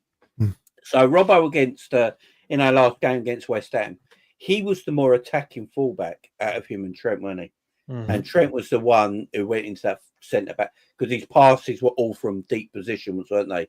And like Robbo was the one, really in the advanced areas to allow gap, overlapping and underlapping. That was for Slot. Yeah. So obviously Slot wants his one fullback at a time. With Klopp, both fullbacks went. That was their job. Both fullbacks were going, and we're defending one-on-one. With Slot, it's like one fullback goes, one always stays. That's the way we go, and they go to that third centre-back area. With Robbo, if you go and do that with Robbo, he is better offensively, than he probably is at defensively right now, so it makes sense for him to go and do that job. The thing with Robbo, and I know a lot of people are hating on Robbo at the moment, which upsets me a bit, because he's such a great for our football club. But when I look at Robbo, when Tsimikas played under Klopp, as soon as Robbo was available, Tsimikas dropped out. Robbo came back in. Yeah. At this moment in time, Slot sort of doing the same thing. So as much as we and the I'm not saying we here, but as much as the fans are getting at Robbo, the two managers he played under seem to favour him more than Tsimikas, don't they? Yeah. So maybe there's something in it we're not seeing. Look, I don't think Tsimikas is at a level where you go Robbo sits bench and Tsimikas is now the new left back. I've always said that. I don't think he's at that level. I really don't. So when people say left back's the weakest area, you could upgrade on both of them. But as Spider says, when you look at it financially, what's the point in selling Robbo? He's got a year left on his deal next year, I believe. Robbo sounds to me, it just seems to me they'll be happy to let Robbo leave at the end of his deal. And then Robbo goes I don't know, Celtic maybe or something like that, finish his career. Seems that way. Tsimikas, I think the club will feel like they can get 4 or 5, 6, 7, 8 million, whatever it is, off him financially, because I think Tsimikas will have suitors around Europe. I think that's fair to say, where I don't think Robbo will have that same kind of suit, and Robbo might not want to go abroad or anything like that. He might want just at Liverpool. And I can see where we buy a left back, Robbo's second choice, and then we let Robbo leave after the end of his contract, and they bring in Owen Beck to replace Robbo. Does everyone trust the squad we currently have, though? Totally. Or is it like, I do. I do. Or is it like one of those moments when we're like, yeah, nah, we trust them, but as soon as they do something wrong, we're like, nah, this guy's shit, get him out? Or do we actually trust the squad to go on and win this title? Oh, look, you As know it is, I me. trust it. If anyone watched the video on copies from me and Drifty, when I said, me and Drifty said Liverpool go win the league in the summer. So Yeah. I've always said I think Liverpool will win the league. I looked at I've been saying for 2 years now that Manchester City are going to drop off a cliff. I said they're tired looking. I said as soon as they lose Rodri, because you see, you have to understand, as much as people were saying that Klopp doesn't change his tactics or do anything like that, Pep Guardiola is exactly the same. If Pep Guardiola loses key players out of his team, his team is screwed. So, like, his team is highly dependent on a midfield enforcer like Rodri. And when that player is taken out of the team, what did he do? He brought in Phillips as backup. Phillips never came to fruition or into that kind of genre of Rodri. And then he said, okay, I don't know what I'm going to do. We're going to have to get rid of Phillips. We're going to have to get in somebody to cover fast. But now we're under the scrutiny of the FFP. We're going to have to get in somebody cheaper and they got in Kovacic, who only plays 6 to 7 games max before getting injured this season. It was that way at Chelsea. So no, he basically patched over a wound and was just hoping that Rodri would stay fit the entire time. He overplayed Rodri. Rodri played every single game for Spain. It was eventually, you could see him tiring in the championship and in the Euros. And even when he was getting into he was overworked completely. I believe I saw a stat that Rodri played 72 games straight last year. Wow. In a 12 month. That's an answer. Before his injury, he played a 12-month period of 72 games straight for club and country. I don't care how fit anybody is. If you're Mo Salah and you're playing 72 games straight, that's nuts as well, you know. That's a lot of minutes. You know, it's crazy because it's still down to the managers and the international managers to play these boys. Because look, we can moan about the game's fixtures and piling up and whatever, but at the same time, and I get it because the managers have a choice.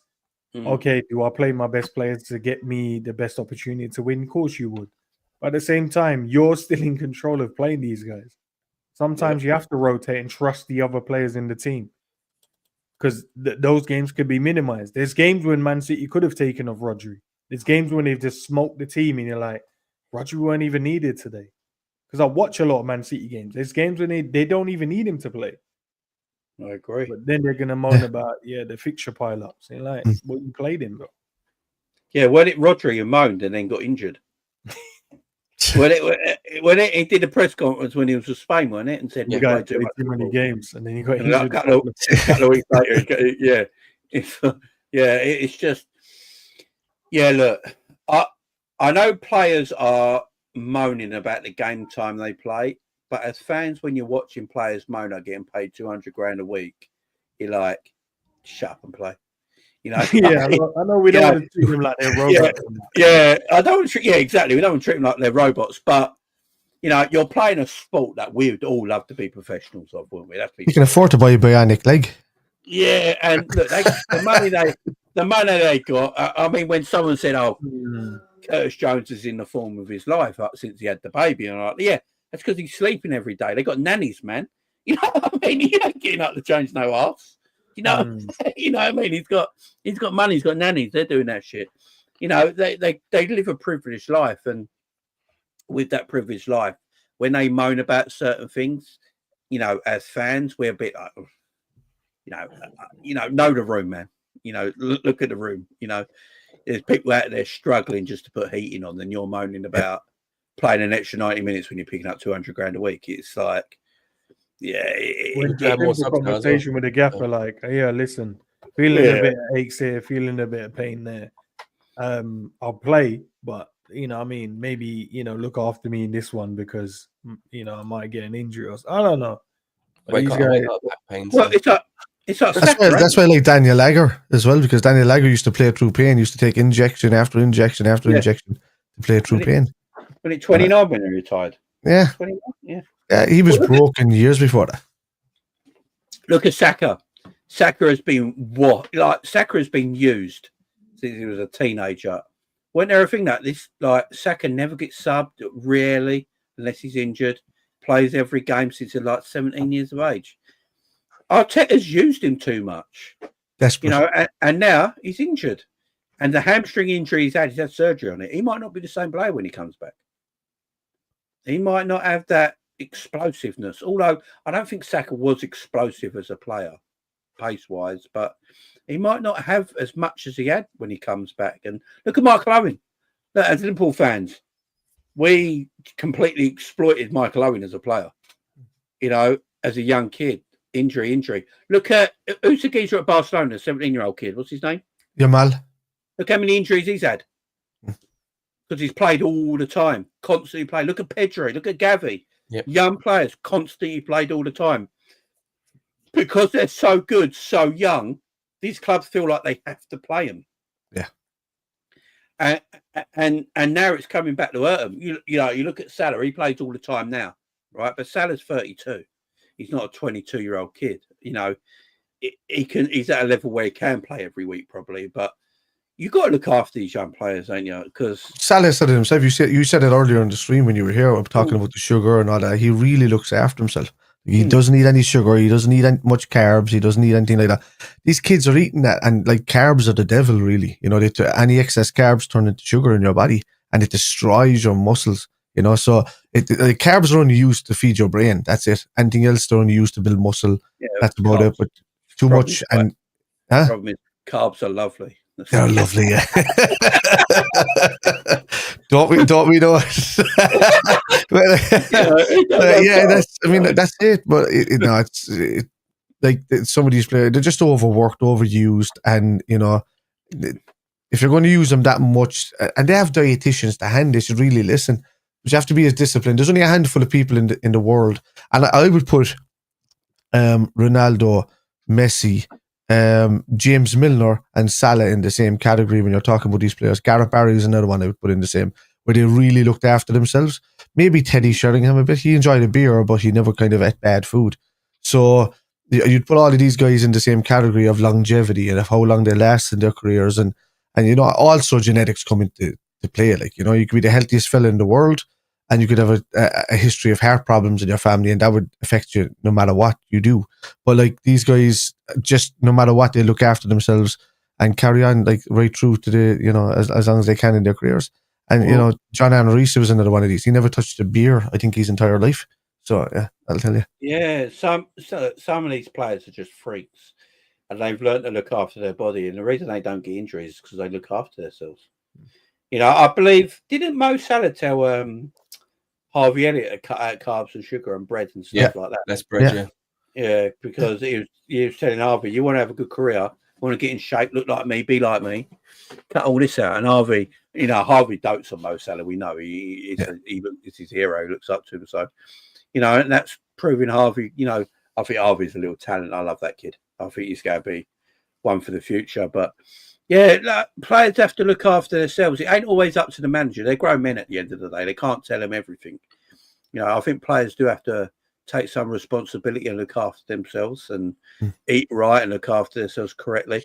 I was listening to stuff about Steve Nicol. I don't know if you've I don't know if anyone's got Steve Nicol's new book, but his book is a mad thing. The stuff you read, he would go out the night before a game and have scotch and steak. He'll be dead before a game, and then perform at his level. If anyone grew up watching Steve Nicol, fucking great right back. Yeah, great could play left back, could play right back, could keep clean sheets and score goals. Steve Nicol is a great player, but every night before a game, he'd have steak and a scotch. But what? Imagine doing that's that. Non-processed food. Yeah. You look at all the cancer that's happening these days. All of this stuff, non-processed. It's all protein, all real fats, all protein, all of that. Less sugar, all good. So no matter how bad it is for you in the long, like when you're going down the line as you get older, like you can't eat much steak or you can't do whatever.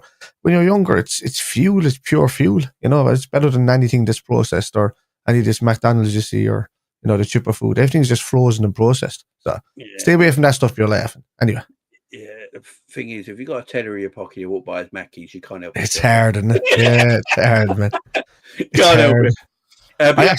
I got obsessed the other day, because something popped up on my Facebook and it said prosperity burger now in McDonald's, and I was like, Danny, I said to my wife, look at this thing, look at this yolk. He said, I don't know, and I went in and I sent my wife down. She went to McDonald's, the whole lot, drove through the drive-through, started having a 15-minute conversation with your man, said it's on your thing here and whatever. It's prosperity, and he said tap see more, and when she tap see more now in China for the Chinese New Year.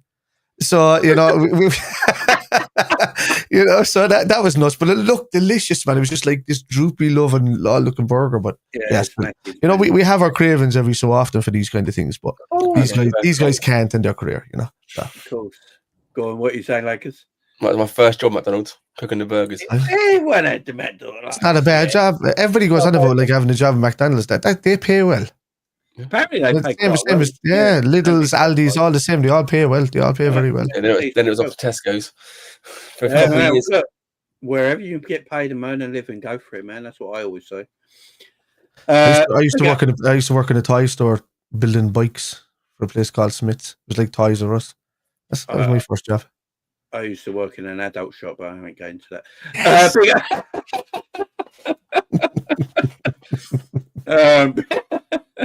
And it says, look at Rob Jones's shin splints. Neville was lucky he had international career. Yeah, Rob Jones for me was the best British fullback of his generation. He just never got what he needed because of the injuries. Big up Ends as well. He's got to run. Big up Ends. Much love, man.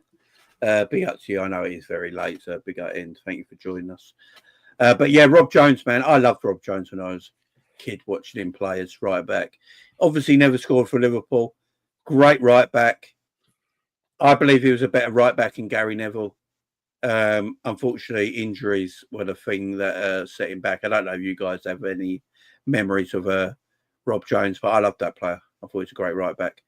Do you have any memories of him, Lakers? I don't know if you're young, old enough. No, it's before my time. Well, I didn't like football as a kid. I hated football as a kid. I didn't get into football until I was about 18. So Oh wow. I didn't like it. I don't know why. I just never got into it. And then got to let's say 17, 18, and then my dad was a Liverpool fan. Then decided to start liking it, and obviously then watched it and then got into it quite a lot. So I'm sort of the Rafa era, and then obviously when we're kind of good era again, then I supported them when we were crap. I was under Roy and all, and then etc. So I've gone through the dark ages, and now I'm coming to the nice bit again. The fact that you stayed with Roy, a big up to you, man. So yeah, I'm a late bloomer when it comes to sort of. No, in fairness, you didn't have to wait too long. He didn't last too long. No. Yeah. Yeah. I've been on a bender for longer. I've been supporting Liverpool since '89. That's when I started supporting. I always tell the story. My dad watching Liverpool Arsenal last game of the season. Arsenal won 2-0. Didn't know much about it. I'm only how old was I in '89? About 8 years old. I was 8 years old actually. I was in '89. Michael Thomas. Yeah, we're old shits over here. I mean, I'm 91. I'm not that old. I'm 33. I was born in '81. Oh, same as me. So we're both born in '81. I was born in August '81. I'm 91. Same, exactly the same. 6th of August. 2nd of August.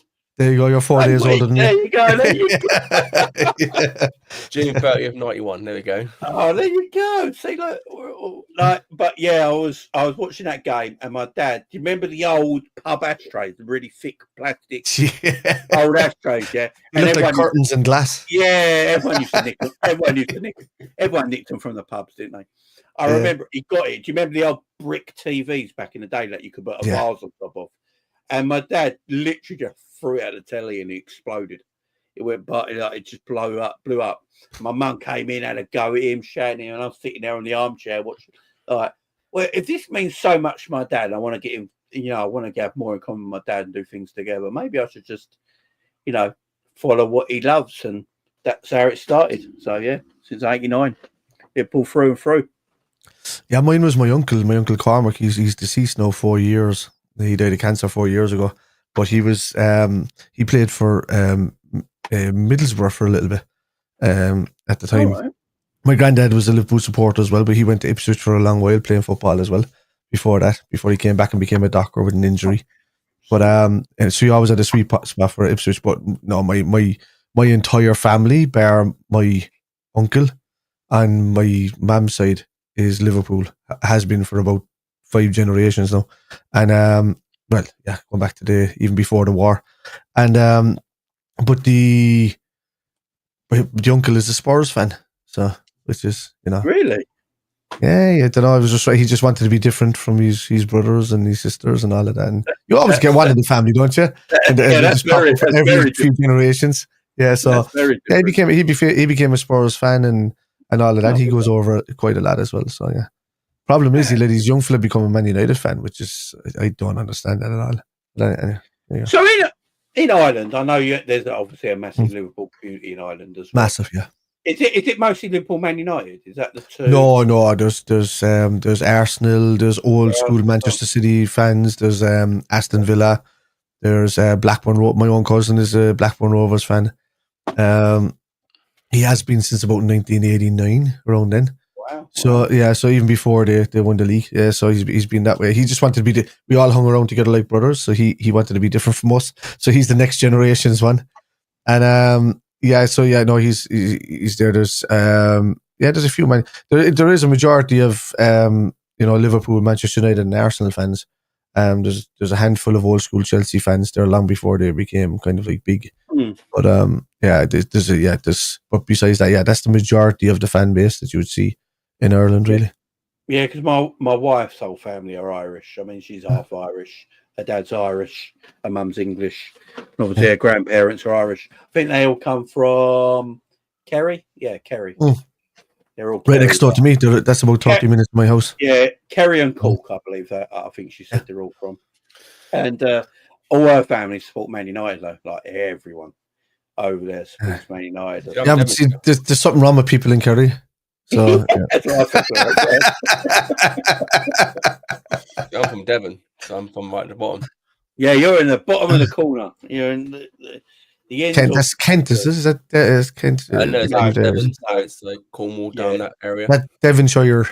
Devonshire. Right in the corner. I live in Hampshire currently. I live in Hampshire. Okay. Now, yeah, I'm from Devon, so like Charter and Water. That's yeah. I've got that little bit of accent still. Like, you've got that little bit. I've been here since I've been up 18, so I've been up for quite a while now. But yeah, so all down there, it's Man United because back in the 90s, Man United with a team to support them because they were a big team. Yeah. So wasn't it famous? They said you see it on the I think it was the early days of AFTV and all that kind of stuff, where the Crystal Palace fans that said that they go up and down so often that when they drop down into the lower leagues, that they support Manchester United and Arsenal, and then when they come back up into the league, they support Crystal Palace, and that was the weirdest thing I've ever seen actually admitted live between like a group of people that were interviewed. That was nuts. Yeah, Southern United fans, like Southern Liverpool fans as well. To be fair, so my team is probably Exeter C. As a child, but yeah, I don't know why. I just say my family never really liked football, and I'm sort of the first one to really get into it. My dad watched it. He didn't get me involved in it. You got Exeter and Bristol just a little bit up, ain't you? Yeah. Obviously Plymouth is around that area. So yeah. Yeah, weren't Plymouth to Newcastle the furthest fixture in league in English football, ain't it? Plymouth to Newcastle. That's a heck of a drive. That's a heck of a drive. I've got family in Chester and Wrexham as well now, so it's like ideal. So I can get. Chester's on the border of Liverpool, isn't it? So yeah. They're in Hull, so it's just by Chester. Yeah, it's lovely. Sweet. It's for Christmas, so. Ilias asks how long Gomez is out for. To be honest, I don't know. No idea at the moment. I think we'll find out tomorrow. Usually around Tuesday or Wednesday. Probably 6 months then, Gomez. Hopefully it ain't too bad because Gomez has done well since Gennaro went out. To be honest, I don't know about how you guys feel. He's been unlucky because of the You see, Gomez never really had long-term injuries. He had like 2 broken legs, one by Ben Mee and the other one by Raheem Sterling. And then he had little injuries that happened after that, but they weren't kind of like chronic injuries or anything like that. But he's been fairly fit a long time. He's just, you have like shin splint issues and all this with the kind of injuries that he had that would reoccur until the muscles got stronger and the tendons got stronger. But ever since I can never ever question Joe Gomez's integrity or his attitude or anything, because he's been absolutely. If you want to talk about a model Liverpool player, I would talk about Joe Gomez as the highest ranking person within that model, because he's never complained, he's never given out, he's never asked to leave, he's never done anything like that.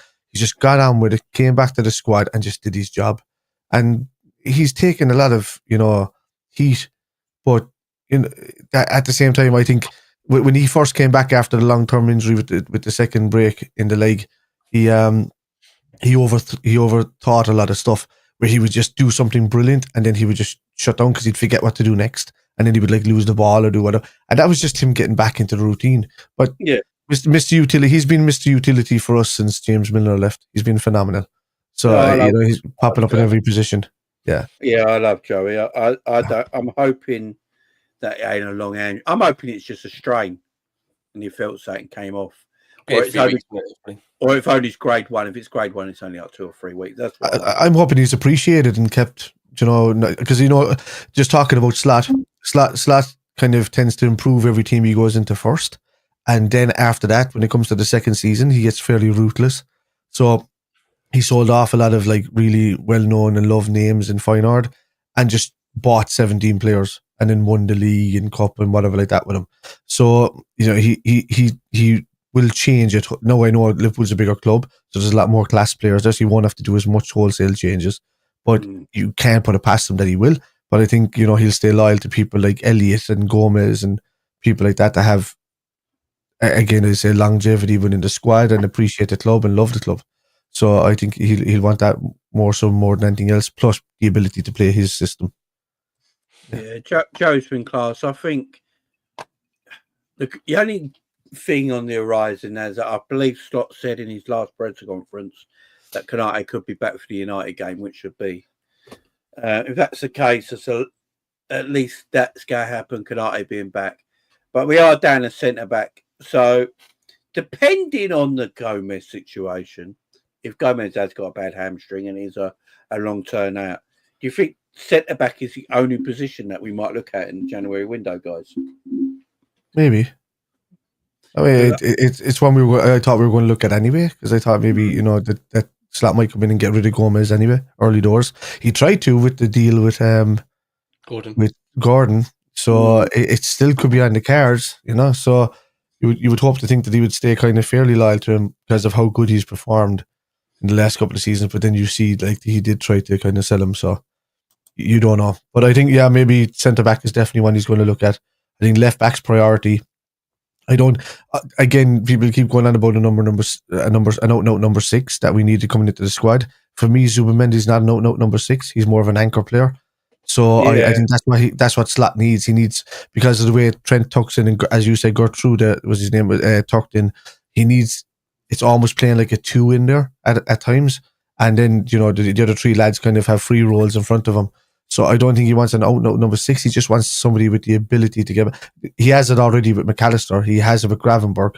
He just needed somebody on that right hand side to be able to do it. So Bosley's chipped in a bit, but that's why Zubimendi suits more than Rodri, because Spain play with him more out number 6. So when Zubimendi comes on, it's more like they want to do transitional play defensively. So it's a bit different, but there's a lot. So yeah, and I think that's why he's after Zubimendi in the summer, because it was his profile. It was his profile player. I don't think we're after that DM who's an aggressor, like a Polina, like a Ugarte. I don't think that's what Slot wants. As you say, he's got fullbacks at the club that he knows that can tuck in and have that role where they can go into midfield and use the free out of back and always have that extra man there.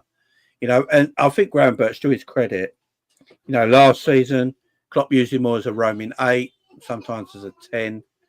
And you could argue that Slot has profiled him better this year as the player he actually is. You know, I wouldn't call him an out-and-out DM, but he's an anchor player. He's an anchor player, ain't he? He's what Naby Keita was meant to be. Yeah, he's that player who can pick it up on the halfway line. He can protect the defence. He's actually very good at interceptions, and his awareness around the pitch is very good defensively. But then when he's got the ball, he can drop the shoulder. He can play in the half turn. He can run at your position. You know, he can move the ball forward. He can make runs off the ball. And that's, by the look of it, when you look at what Slot wants to do, that's what he wants. He wants technical players. He's more on the line of technical midfielders where Klopp, I think, could make any midfielder work in his midfield. Depending, like Gini Wijnaldum was an attacking midfielder, who was a goal scorer. We looked at him and went, I can make you a DM, and it worked. You know, Klopp had that ability to make any midfielder a general, where Slot more wants technical footballers in that personality area. versus systemic, isn't it?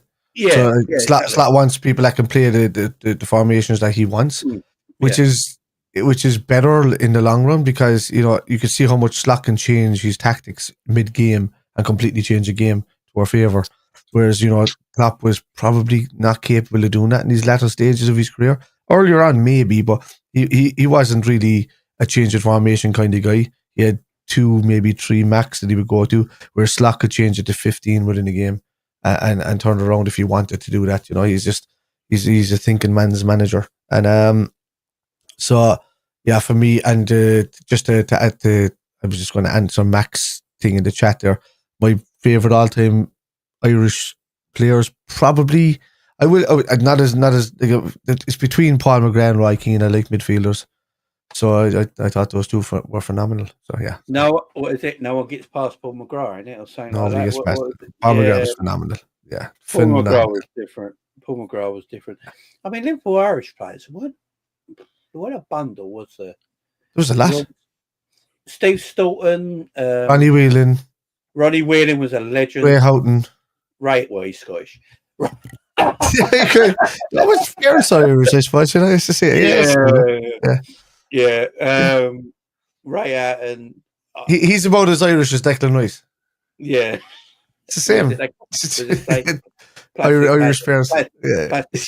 Plastic paddies, yeah.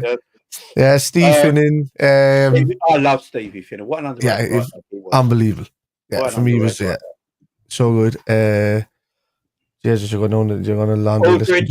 Aldridge. Yeah. I mean, he was a Scouser, but yeah. No, come on, Scousers are Irish. Scousers are basically Irish. 90% Irish. The rest is just like a mix. Well, the thing is, because in Liverpool, in the war, you had the port, didn't you? And everyone from Ireland came over on the boats and all that, and obviously they hooked up and shit. You know what I mean? Scouse pretty much means Scottish, Irish, and then it's a mix of Spanish and Chinese thrown in there. Would you believe? That's right. And that's the whole history. And like the only reason that the whole thing happened with the Manx is because they built the canal to try and take the work away from Liverpool. That's right. That's right. So, That's right. That's what all them ports are about, man. And Ronnie Whelan. I met Ronnie Whelan once. I actually met Ronnie Whelan and Ray Clements at Butlins years ago when I was a kid. I actually met Steve Santon at Mosley, which is the Irish Butlins. Yeah. I remember Ronnie Whelan and Ray Clements turned up for doing the football for the week. And I remember taking a shot at Ray Clements, and he went and saved it on purpose. I was like, "Oh, you bastard! You're gonna let it go in." That's why he was the best. Yeah, Ronnie Whelan just giving us tips and all that, and then in the evening they'd like a question of sport, like their version of question of sport, and they were opposite captains. It was a great time, man. Great childhood memories. But yeah, I love Ronnie Whelan. I absolutely love Ronnie Whelan. I believe did we buy him from a team called Home Farm? Home Farm, yeah. I played against Home Farm myself, yeah. And I played a bit for Rockmount and a bit for St. Mary's, and we played against Home Farm. We beat them. Could you imagine on Twitter, guys, that we were linked to a player from Home Farm now? Back then, can you imagine if Twitter was around back then when you lived with a player? Home Farm was a big club, like right up until like the 2000s. I think they're still fairly big now. I haven't heard from them much recently, but they were fairly big. I don't even know if they're gone on now, but they were huge. When we say Dalglish and Twitter's around, when we started up striker and got into Dalglish, unknown Yeah. Striker, now look at him. Speaking of Ronnie Whelan got a bit of a grilling off me. So Ronnie Whelan goes to these shows and events and stuff like that. So every so often he'll tell the story of being a Manchester United fan growing up when he was small. Yeah. And but he likes to say it in the room full of Scousers, and then everybody just goes boo. But then he tries to defend it, and then everybody just switches off from Ronnie Whelan at these shows, and then they wait for somebody else to talk. And that's the kind of the way it went throughout these shows. But Ronnie Whelan was just like, he's to talk to him in real life, and he had himself and Aldo at a pub in the middle of Liverpool that he invited us all down when we were all over for a trip, and we all just got hammered there one night. It was one of the best nights we ever had. So yeah, he does seem like a guy, Ronnie Whelan. Yeah, he does. He's a good guy. Obviously, John Aldridge, what a player he was as well. What a player he was. One of my favorites. Man's mad about it. Like, we literally sold Ian Rush to Juventus and then bought his lookalike. Do you know how mad that is? Well, he only there for 18 months as well. It's like... Yeah, he was there for a season and a bit and came back in January, I think, the fella in 87, 88 or something. Was it something like that? Yeah, his last goal was against Crystal Palace in that 9-0 win, wasn't it? Yeah. When he came on, took the penalty and scored, and then the record is going to be broken on Sunday. The record's going to be broken again. Let's talk about United. Look, we obviously got United on. We got United on Sunday. Look, United they're in a world of hurt right now. They're being what I know United fans, they like to blame everyone, right? They blame like literally everyone, right? Yeah. Obviously, they're not blaming Almiron right now. Nope. But I tell you what, I'm sort of glad Liverpool never got Almiron. Yeah. Because the way he's come to Man United and literally just changed everything in one go overnight to something that obviously don't suit the way they are. And they're just losing games left, right, and centre. Like, his record is terrible since he's been there, and it don't look like he's improving. Zerkzee, didn't he get booed off by his own fans? Yeah, and he cried in the tunnel or something. It was reported. No, so he's emotionally broken, so you can't play him. I just think they're there for a smashing, guys. I really do. I just think we'll get absolutely annihilate them at Anfield. Well, they brought in Amram as a mistake because they brought in a guy that plays a completely different system to Ten Hag, and then thought that he'd patch over the cracks. And they said in the last 2 days they were after informing Amram that there's a transfer ban, so he can't even fix what's happening there. The thing is, obviously we spoke to Amram, West Ham spoke to Amram, and those two clubs decided not to go for him. So why have we gone? No, thank you. I'll tell you what happened there. A lot of people are under that misconception. It wasn't that at all. So Liverpool had already assigned Slot behind the scenes, right? With that scenario.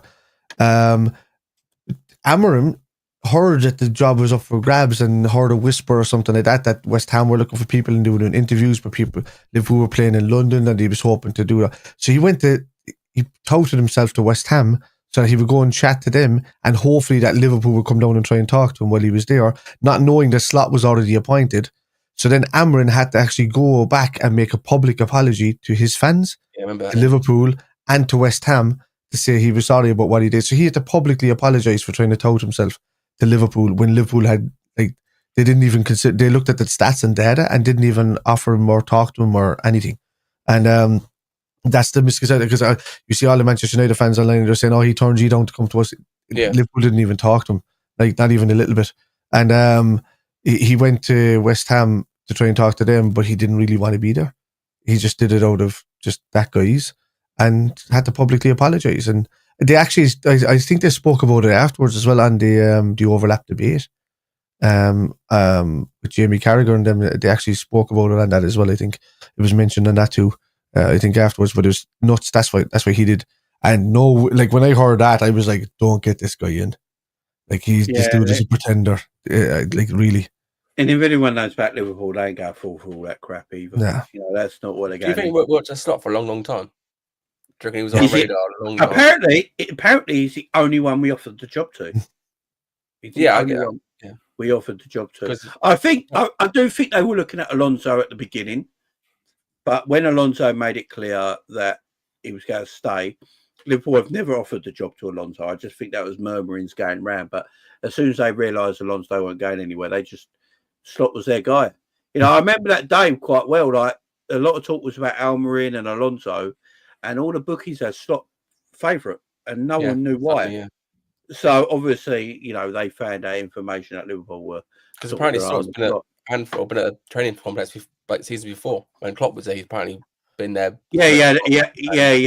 Klopp showed him round. Yeah, Klopp showed him round and everything. Him and he did, that was that training camp where he was learning stuff. That was a few seasons before, and he was with Pep Linders, and he did a lot of stuff with him fairly well. That's why I had Slot when we did with Jack and the lads, and we did like a list of who we wanted as manager. I had Slot at like 5th or 6th, and the list, and they were like, some of the lads were saying, "Who's he?" And I was just like, and they were like, I said, you need to see this guy, like what he's doing at Feyenoord at the moment and whatnot. But I said, the only reason I put him higher is because of how good he is managerial wise. He's just not famous. I actually had Ancelotti and all that above him, even though there was no way we could ever get him. It's just like a hopeful kind of list, So yeah. So obviously he was linked to Spurs the season before, and obviously we have watched him for a couple of seasons. Do you reckon we knocked him down? Just hang on a minute. We want you we want you later on. No, I don't know. I think he was doing well at Feyenoord. Yeah, because I think I don't think Klopp was thinking about leaving, and if Klopp weren't thinking about leaving, Klopp was here for the long term if he weren't going to leave. I think he was just doing so well at Feyenoord. I believe the year Tottenham were going to come in for him, he just won the league, didn't he? Yeah. So he felt like he was in a good position at Feyenoord. I believe he got to the European final that year as well, and lost to Roma in the Conference League as well, didn't he? Yeah. So he felt like he was in a good position. And look, going to Tottenham, that's a poison chalice, ain't it? So he made the right choice. He probably felt like he was a better manager. He believed in himself that he could get a better job, and now he's arguably got the biggest job in football. So he's doing a tremendous job. Everybody in world football knows that Spurs is a poison chalice. Great stadium, good players, poison chalice. Yeah. Conte and Mourinho went there, two of the greatest of all time, and they couldn't do anything. So why would you go there, man? Why'd you go there? Now look, he's at the biggest club in the world, in my opinion. So, and Slot's doing an amazing job. I love the guy. I can't love him even more, man. The job he's done at this club so far. I know, like you guys have probably seen it online and on other YouTube channels and all that. People all of a sudden have changed their opinions, like, oh, Slot took over a world-class squad, it was easy to do and all this bullshit. Where before Klopp left and said he was leaving, everyone was like, Liverpool finished. Liverpool finished. Klopp's the reason of all this and all that. Your players are not actually that good, and Jurgen's done the job. And now the tune has changed because they can't believe it's gone so smooth. Because United fans are looking at it and thinking, right, Alex Ferguson, one of the greatest of all time, and I will say that even as a Liverpool fan, Alex Ferguson was a great coach. Great, unbelievable. Coach. Yeah, I mean, forget Man United. Look what he did at Aberdeen, for goodness' sake. Yeah, absolutely tremendous manager in British football history. When he left with that, he left a shit squad, right? He did. He left a shit squad, and look at Man United since. It's never been right. Arsenal struggled since Wenger. Klopp left a very good squad, which we know. That's why I didn't think there was going to be much of a dip. But for Arne Slot to do even better than Klopp did the previous year, this time last year, and keep this going and improve players. Look, Salah's playing the best football of his life. It's, you've got to give Slot credit for this. That one season wonder that they were on about. Yeah, they were as you said, they were giving out about the squad being that way. He was a one season wonder, and then all of a sudden, you'd be nothing without Salah now. It's the same guy saying the same stuff. It makes no sense. We're beating the big teams as well, like quite easily. Like we beat Madrid, like quite easily. We beat Man City quite easily. It's the football we play. It's the football we play. We haven't gotten out of second or third gear, lads. If we'd have gotten out of third gear, we would have hammered Real Madrid 4 or 5-0, and we would have hammered City 4 or 5-0. There wouldn't have been any of these kind of like 2-0 results, I don't think we've seen the best of Slot's game yet. No, not at all. I really don't. I think Slot said he said previously that you start to see more of the better of Liverpool come January onwards. Yeah. And if you look over our Christmas period, look at it, we're just batching teams for fun. Yeah. That Christmas period is meant to be difficult. Do you remember from September through October when all the rivals are going, this is where Liverpool go slip up. Yeah. And we only dropped points against Arsenal. I mean, it's just, look, we're on top of the league right now. We're, what, is it 9 points clear, 8 points clear of Nottingham Forest? No. 9 clear of Arsenal. Obviously, Arsenal got a pretty difficult game today against Brentford. I know Brentford got injuries, but Wissa and Buemo are fit, so they're still lethal. You know, that's not a foregone conclusion. Yeah, that's not a foregone conclusion. Brentford, like us, are the only lost at home to Nottingham Forest this season. And Nottingham Forest is a second place team, and they've been doing very, very well. Away from home, Forest, you could take Forest at home, that's the difference.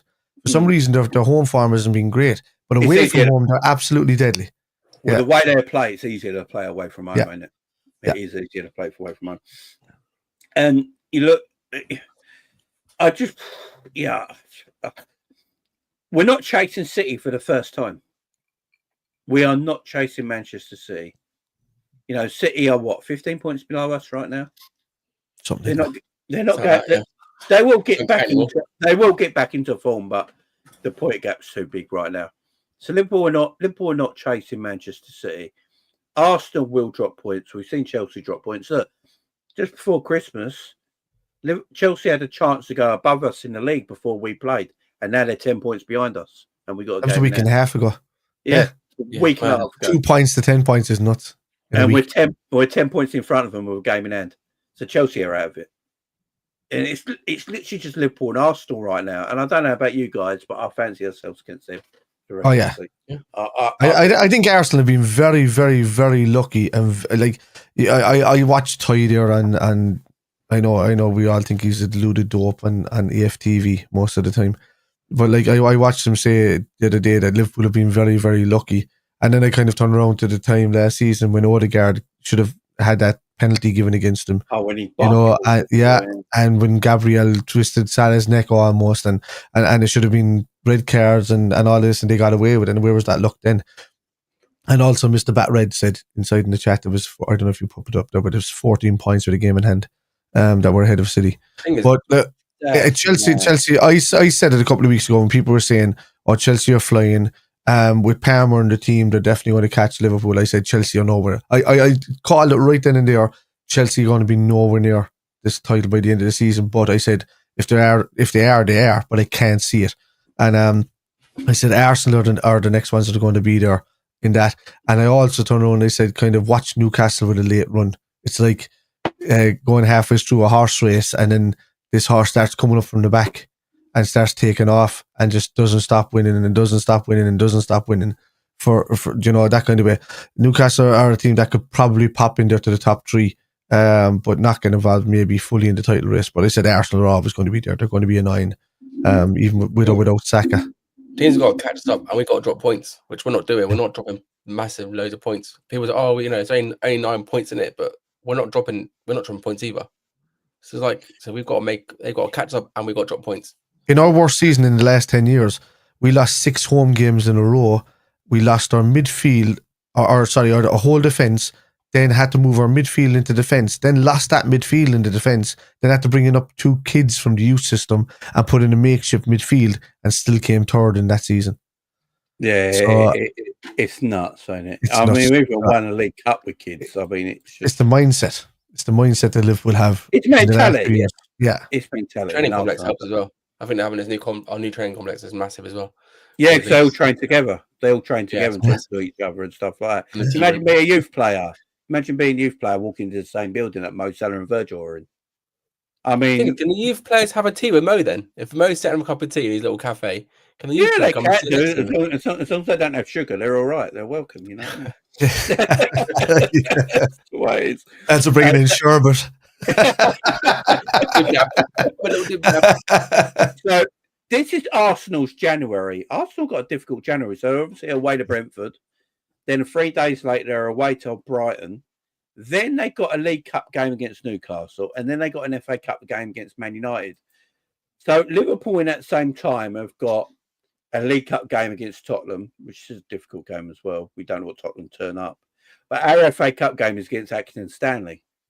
So we can rest players in our FA Cup game where you got to feel like Arsenal have to play a full strength team in both their cup games to get through them. And then they got the North London derby straight after that. And then they got Aston Villa. That is a very tricky January where I feel Arsenal pretty much, guys, I don't know if you think this, can't rotate much. Nope. Because Arteta, he's got to start taking the cup seriously. You know, it's Man United you've got in the FA Cup. I don't think you, as shit as Man United are right now, I believe their managers now go to take the for Man United. Almiron's going to take the FA Cup seriously to where they are in the league. So he's going to try and win that FA Cup prior to it. So he's going to play a strong side. Arsenal will have to equal that. They've got no Saka now. You know, they've got no Sterling. He's got a knee injury. So there's players they're going to have to play in a way. Then they got Tottenham and Newcastle before that, and then Tottenham and North London derby, and then Aston Villa. Points going to be dropped there, ain't they? There is points going to be dropped from Arsenal. There's no doubt about it. Yeah, I don't know what you think. You know, it's difficult. It's difficult. 2 away fixtures. I mean, we got similar away fixtures. I mean, we have obviously got Man United at home. Then we're away to Brentford and Nottingham Forest. That's the two. They're the two games I'm most worried about. Is Brentford and Nottingham Forest. I think the way Brentford play will suit us a little bit more. Nottingham Forest, the way they're going to play, it's going to be the most difficult game. But I think Slot's been looking forward to this Nottingham Forest game. Yeah, he is. I think if so. we lose that game, isn't it mental? And if we do fair and square, they're the second place team in the league for a reason, and you know they're playing against like teams that are meant to be better than them. And doing well. And Nuno's done call a spade a spade. He's done a fantastic job there. He's not better than Slot, but he's the second best manager in the league next to Slot. You know, I think Areola after that, and these kind of guys have done really well playing good football there. But these are the kind of games that I think that's our only 2 away games in a row for the rest of the season as well. Because earlier on in the season we had 3 away, 3 at home, and then the same vice versa, then 2 away. Then 2 at home or something like that. But no, I think it's going to be these 2 away, and then it's going to be like home away, home away, home away the whole way through. Isn't it a hard period? April, May. Isn't it our hardest game for April, May? We have a tough running at the end of the season because we've got like Spurs, Arsenal. Our running for the last 4 games of the season is mad. Nuts. I think Slot's looked at it and went, I don't want to handle that. I should get done before that. We'll get it done. I mean, that'd be good. So let me bring that up on the screen actually, because let's go through our fixtures a little bit, because we have got some difficult games coming up that we've got to professionally go through. I just want to see professional jobs. I just look at the way we're playing right now, guys. Our attacking play for me, I don't know if you guys agree, I think it's the best in Europe. Yeah. I think our attacking play second to none. I think it's the whole team, honestly. The way we play in that attacking phase. I mean, Salah's got what he's got this season. I think Gakpo, Diaz, and Salah have got 60 GA between them. Yeah. Do you know how nuts that is? Salah's on point for 60 GA. Salah's different grade. On his own, yeah. So our Christmas period was quite nice. Obviously, we beat Spurs, 6 goals there, 3 goals against Leicester, 5 goals against West Ham. We got Man United on Sunday. I don't want no prisoners, guys. I don't want this slow. See how United playing all that. They're going to be fighting for the badge. That team's gave up. I don't care what anyone says. They're not playing for anyone. They're not playing for anyone. Manu's dropped off the planet as well, hasn't he? Kobe Mainu. Yeah. Kobe Mainu is the most unathletic young guy I've ever seen in my life. Wow. He's not athletic. He can't move. He's slow. He's not athletic. I mean, the kid's 20, but he plays like he's 33. He was a wonder kid last season. Yeah, there's nothing to wonder about him, man. Ahmad's been pretty good from this season, though. I think Ahmad's their best player. I think, out of all the wonder kids they apparently got, I think Ahmad's better than Kobe Mainu, personally. I think he's got more athleticism, more something about him as well. I think that could be one of the reasons why Kobe Mainu is playing like he's playing. Yeah, exactly. But United, I don't know about you guys. I expect no prisoners. I think Salah. I think we're going to smash the shit out of them. Tottenham in the League Cup, we're away first. Second leg's at Anfield. Do we all smell Wembley? Yeah. Yeah. All smell Wembley there. Then Acton two-legged tie with Anfield second leg. Come on. Yeah. I think we win both of them. I think we win the home and away game. Acton Stanley in the FA Cup. What we're saying? A complete change 11. Yeah. Got to be in it. Yeah. Got to be. And I think that's Martin, Elliott, Nunez, all them. Northwest Derby. So this is perfect. If you can rest your whole team against Acton Stanley and then get them fresh for the away game against Forest, where Arsenal are probably got to play quite a strong team against Newcastle and Man United in the Cups, and then they're away, where Liverpool, they got the advantage of actually resting players against Acton Stanley. Yeah. And it's at home as well. They go. Which is massive. And it's at home, yeah. And then we're away to Nottingham. These are the two games, guys. I don't know if you agree. But these are the two games. There's 4 days in between them. If we come through Forest and Brentford with, I don't know, 4 points or 6 points, do you think the league's done? Yeah. Because obviously our game in hands against Everton. Because I'm thinking of teams that were kind of like bogyish towards us at home and whatnot like that. And one of those would have been Crystal Palace every so often. Now, I know we haven't lost there for 10 years, but they have been annoying to us at home. Brighton have been kind of annoying, but we got their away game out of the way. They're done. There's a few there that you could class as being, seriously annoying. Like, obviously, we've got, the City game coming up, whether that's going to be much of a test of whether they kind of change by then. But I mean, that's in February. So, Newcastle at home, I'll be at that one myself, but Newcastle at home is going to be a tough one at that stage, especially if they're doing so well that they might come and try and put a fight in for it. The thing is, we've got these Champions League games, which we can rotate as well. That's the thing. We're top of the league. Those games there can rest players too. Yeah. 2 big games, rest up again. You need to win those though to get the best spots. I would say I agree with you, Lakers, about we've already qualified. I think Arne Slot wants to finish top of the group. Oh yeah, of course it does. I think Arne Slot looks at this and go, as a man, I think we got to separate ourselves a bit sometimes. As fans, we're like, play the kids. We're already qualified. What's it matter? But a manager is going to look at it and go, you know what? I want to finish top of the league and make a statement. So I don't think there'll be heavy rotation in that game. I think there'll be rotation. But I think the likes of Virgil and Mo would play and Allison will play. But I think there might be rotation in other areas. Like Endo might come in for that game. But I think there'd be some players. Or early subs. Yeah, or early subs. So Canata will play that game because he'll be back from injury. Yeah, exactly. And he'll be fresh. So, and then we've got Ipswich at own after that. You expect 3 points. All after Ipswich are a decent team, but still 3 points. Then you got that, obviously, the back-to-back Champions League games. It's not so much a worry because we are qualified, but I still think Slot will take him personally. Bournemouth away is going to be difficult, but Bournemouth are a very attack-minded team who like to play football. And I think they'll leave openings for Liverpool to get goals. Wolves at home. Wolves are on the upturn at the moment under their new manager, but still fancy us over a Wolves team. Man City depending on that first leg with Nottingham or with Tottenham. It depends on what team we're going to see for that second leg. So that could be a rested leg if we do the same that we did at Tottenham. Exactly. And look, I'll just go through. And then we've got games here like this for here. Obviously we're going to play Everton probably at the end of January. April, you're at home to Everton, away to Fulham, difficult game. At home to West Ham, you should win. Away to Leicester, you should win. And then this is our running. At home to Tottenham, away to Chelsea, at home to Arsenal, away to Brighton, at home to Palace. By Leicester should be done, I reckon. Definitely done by Leicester. The league should be done. So those games there should just be, we're here to have a party. Slot is looking at these team games again. No, this needs to be done before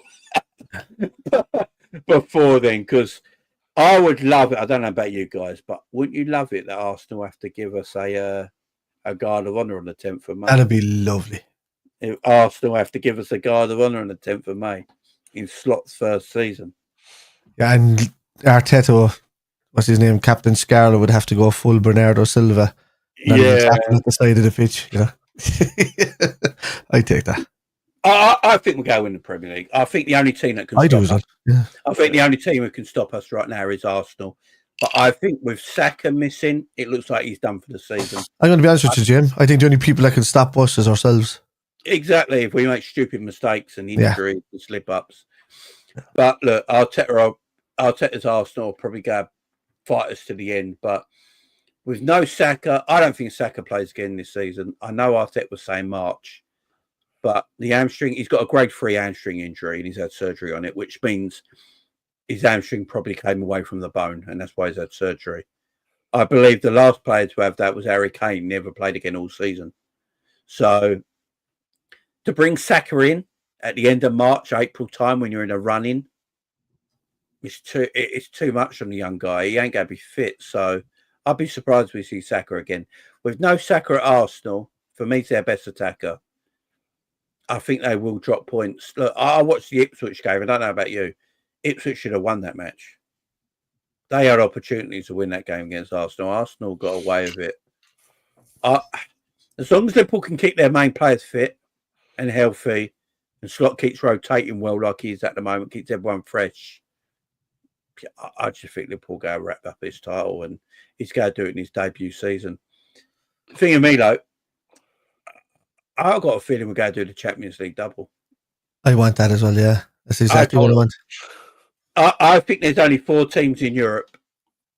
I think Liverpool, Real Madrid, Barcelona, Bayern Munich and Inter Milan. They're my 5 right now. Yeah. I think Inter Milan are going to bore their way far into the Champions League. I also think us defending the League Cup is massive as well. Like, we're defending champions. If we get in the League Cup final, it's either against Arsenal and Newcastle at Wembley. Yeah. Like, we're defending it. He's defended the cup in his first season as well. I'm going to say Newcastle Liverpool final. I'm saying that.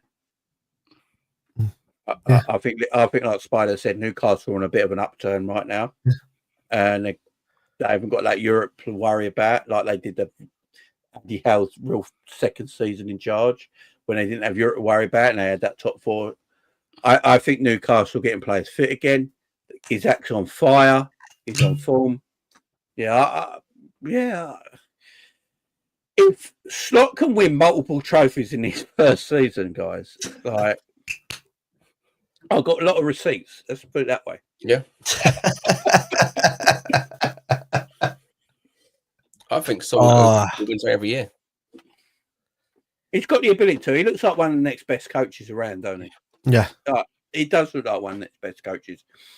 I think we're not leaking goals. You know what I mean, Jay? We're not leaking goals. Leaking goals every 5 minutes in the beginning of each game to not we have conceded goals lately. I get it. Like because Konate. Yeah, because Konate is missing. I think we forget how good Konate is. Konate's so good at defending that space in front of him as well. You know, going into them areas, and he's also great in that inside channel in that right back area as well. If Trent goes forward, he's such a colossus unit. If you're a forward coming out against him, Skeeter looks like an American fridge. You know what I mean? Like he's quick, you can't get round him, and then if you do, you got Virgil and Allison. You know, I mean, he's LeBron James in a Liverpool shirt. He's different, and when them two are fit and playing together again, it's just going to make our defense even good. But even the goals we're conceding, guys, we're not really conceding big chances a lot in games. No. Like Leicester's goal, weren't Leicester's goal the only shot they had in the game?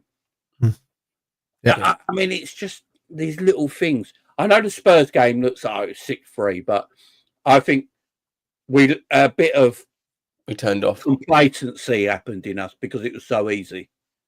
Because it was so easy, we were 5-1 up. It was like we're taking the piss out of them a little bit. A little bit of complacency set in, did it? And we conceded a couple of goals. Because Slot said it after. Slot weren't happy. We won 6-3. He weren't happy. He was like, no, we conceded 3 goals, man. That can't happen. We could literally win a game 10-1. He wouldn't be happy if we conceded. He'd go mad. He wants That's what you want. Football. Yeah. I said this on my channel last week. Leagues. I said this on my channel last week. I think Slot's a new Pep Guardiola. I think he's just got that. He wants almost perfect football, and he's got that mentality. Yeah, I reckon he's one of them. I always used to think of Jurgen. I think Jurgen is a player's manager, if that makes sense. Yeah, Like he would phone you, talk to you. You could have conversations with him. He'd go home after a game. He'd probably go home and chill and have a beer or something like that. Drifty said that Slot was a mixture of Rafa and Klopp. Yeah, I like that mixture. I loved Rafa. Like you got. I throw Ancelotti into the mix because of his tactical knows changing tactics. So none of those managers are good at changing tactics, but Ancelotti is. So like, Pep wasn't good at changing tactics. Klopp wasn't good at changing tactics. Neither was Rafa most of the time. You know, he didn't like having he didn't like. Rafa was the type of manager that didn't like having more than 3 passes to get up the pitch. So you know, there's all these kind of things, but it's the mentality wise. You're right. Has all of those 3 things inclusive in it. Pep's anger, kind of, you know, battle inside, or no. Well, Pep's not settling for mediocre is in him. You know, Ancelotti's tactical nose and the friendliness of what Klopp had within, you know, getting players to play for him. So if you put all those 3 in together, yeah, I would say.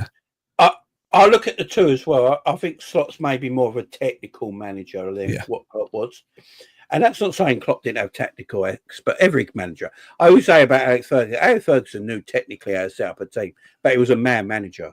You know, he could take an average player and make them world class, you know, because of the way he managed people. And that was Jurgen. He was a man manager of people. I think Jurgen could go into any business and be the head of that business because of his personality and the way he is. And that's why I always call him a player's manager. But when I look at Slot, I think he's more technical. He's got that more technical standpoint for him. I love his in-game management. Yeah. I love that about Slot. I personally think he's learnt since the Nottingham Forest defeat. I think that Forest defeat was almost the best thing that happened to us in a way, because he learnt from it. You know, this squad of players have suffered against low blocks in the last 2 years. And since the Forest game, we don't anymore. Because he's learned. Like Slot's learning all the time. We play through the midfield a lot more now. Because we play through the midfield and let low blocks then come onto us when we got the ball. We let them come onto us. We play through their press. That's why we're banging so many goals, guys, ain't it? Yeah. We play through their press. You look at the start of the season, Jay, when we were doing the pre-season against Manchester United and Arsenal. Slot stood back and gave Manchester United possession because he wanted to see what way they did. So he knows that's the best. You remember Klopp's team against, I don't want to kind of ramble on too long about it, but you remember Klopp's team against most of the low block teams that were all really solidified and whatever. That Klopp just wanted to hold the ball, go around them and just look for every opportunity he could to do it. Slot learned to give them a little bit of space or to play a different way so that they got a bit of confidence, stepped out of their comfort zone, so much so for like a 10-minute period where they'd forget how to defend back in that scenario, and then we would just tear them apart. And that's the genius that I see in Slot straight away when he's doing these kind of things. You know, within these kind of areas. I've been saying it for a long time. He just knows how to play against low block teams, because you see Leicester were a low block team. West Ham had 5 at the back at one stage and couldn't contain us because they hit the bar 3 times in that game, but it's because Slot's, you could see him saying it to the lads, step back for a small bit, play a high line but not so high a line, drop back those 10 yards and then just give them that space in the middle of the park, let them think they're stepping out. All of a sudden Salah's going through on goal. You know, these goals are happening. Outstanding. You know, so it's amazing. Obviously, West Brom have been linked with obviously John. Are we worried he might go? John Artinger. Yeah. I don't think he'll go. I don't think he'll go. No, I don't think he'll go mid-season. I think John Artinger is an excellent coach. I really do. I think he's a fantastic coach. He does a lot of one-on-one coaching as well with the team, don't he? Yeah. He takes a lot of players one-on-one, and I think, was it Kudos who says he's the best coach he ever worked under when he was at West Ham recently? He's a good coach, Hartinger, and that's why he's been looked at. You know, he's been looked at from teams because they're impressed away. I don't want anyone to go this season. I don't want anyone to stop teams. I don't want them to get poached. They're showing the world how good they are, and that's why teams are coming in now. You know, Hartinger's got this chance now. You know, I think they were looking in for the Ajax job originally, but you know, he said no, he wanted to be part of Slot's team, came over.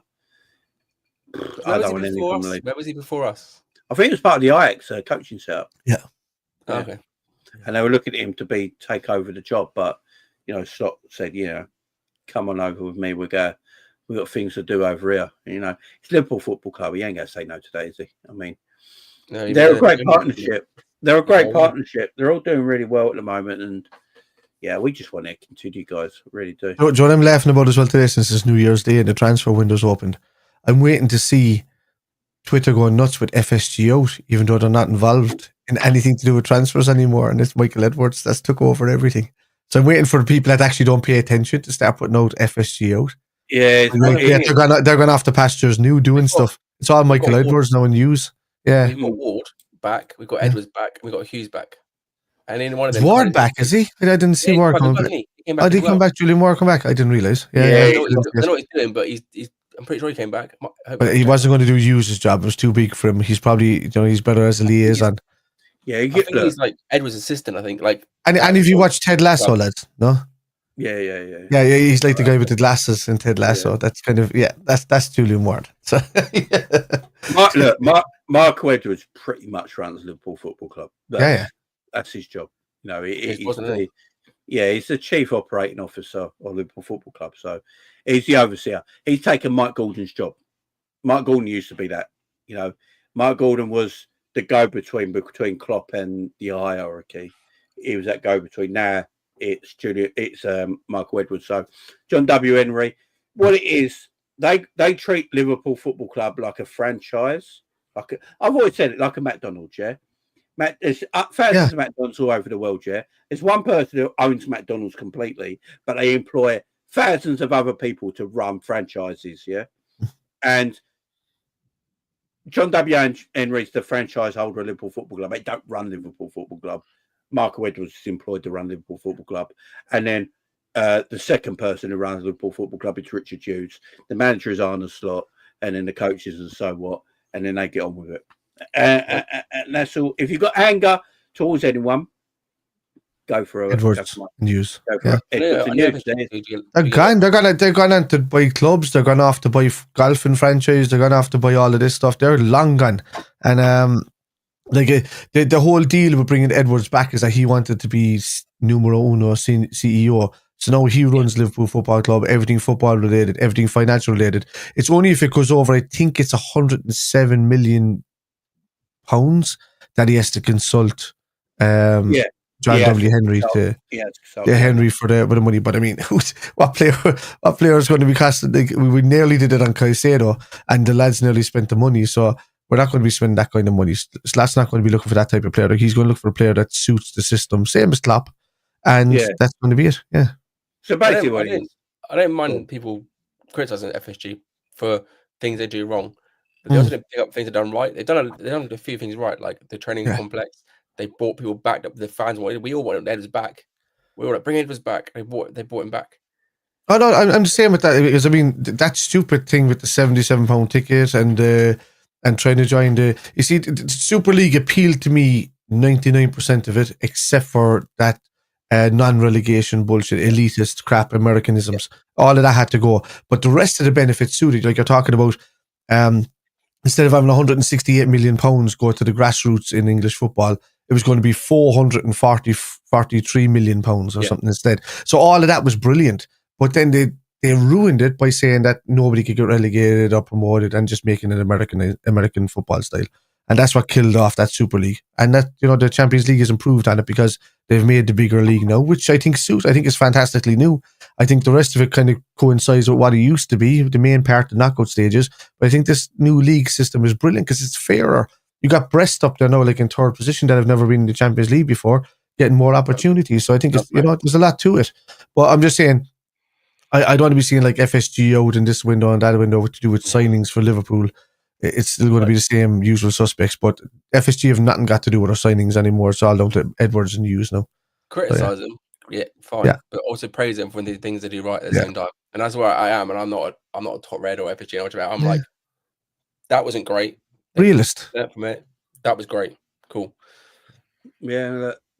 I mean, we could talk about that forever, but guys, what we're going to do? We're going to leave it there. We're going 2.5 hours, and Yeah, the rum is starting to kick. The rum is starting to kick me ass. Ain't go lie. So that was a whisper going, mate. Water. Learn from an Irishman. Drink water in between. True. You can stay as drunk, but not as sleepy. You can sleepy a bit, but yeah, big up everyone. Happy New Year to everyone. Thank you very much for joining us on this New Year's bash. I appreciate it. Spider, we get you on more, man. I'll get you on. Yeah, no hassle. I'll keep in touch. Yeah, big up Lakers, two in a row, man. Big up you. And yeah, happy New Year to everybody. I'll be back later on today at 5 o'clock on Big Up on the Big Up channel with me and Drifty doing the watch along for Arsenal Brentford. So make sure you go over there at 5 p.m. this afternoon, guys. But guys, I hope everyone has a great 2025. You have a great New Year. But peace out, guys. Enjoy the rest of your evening. Bye bye for now.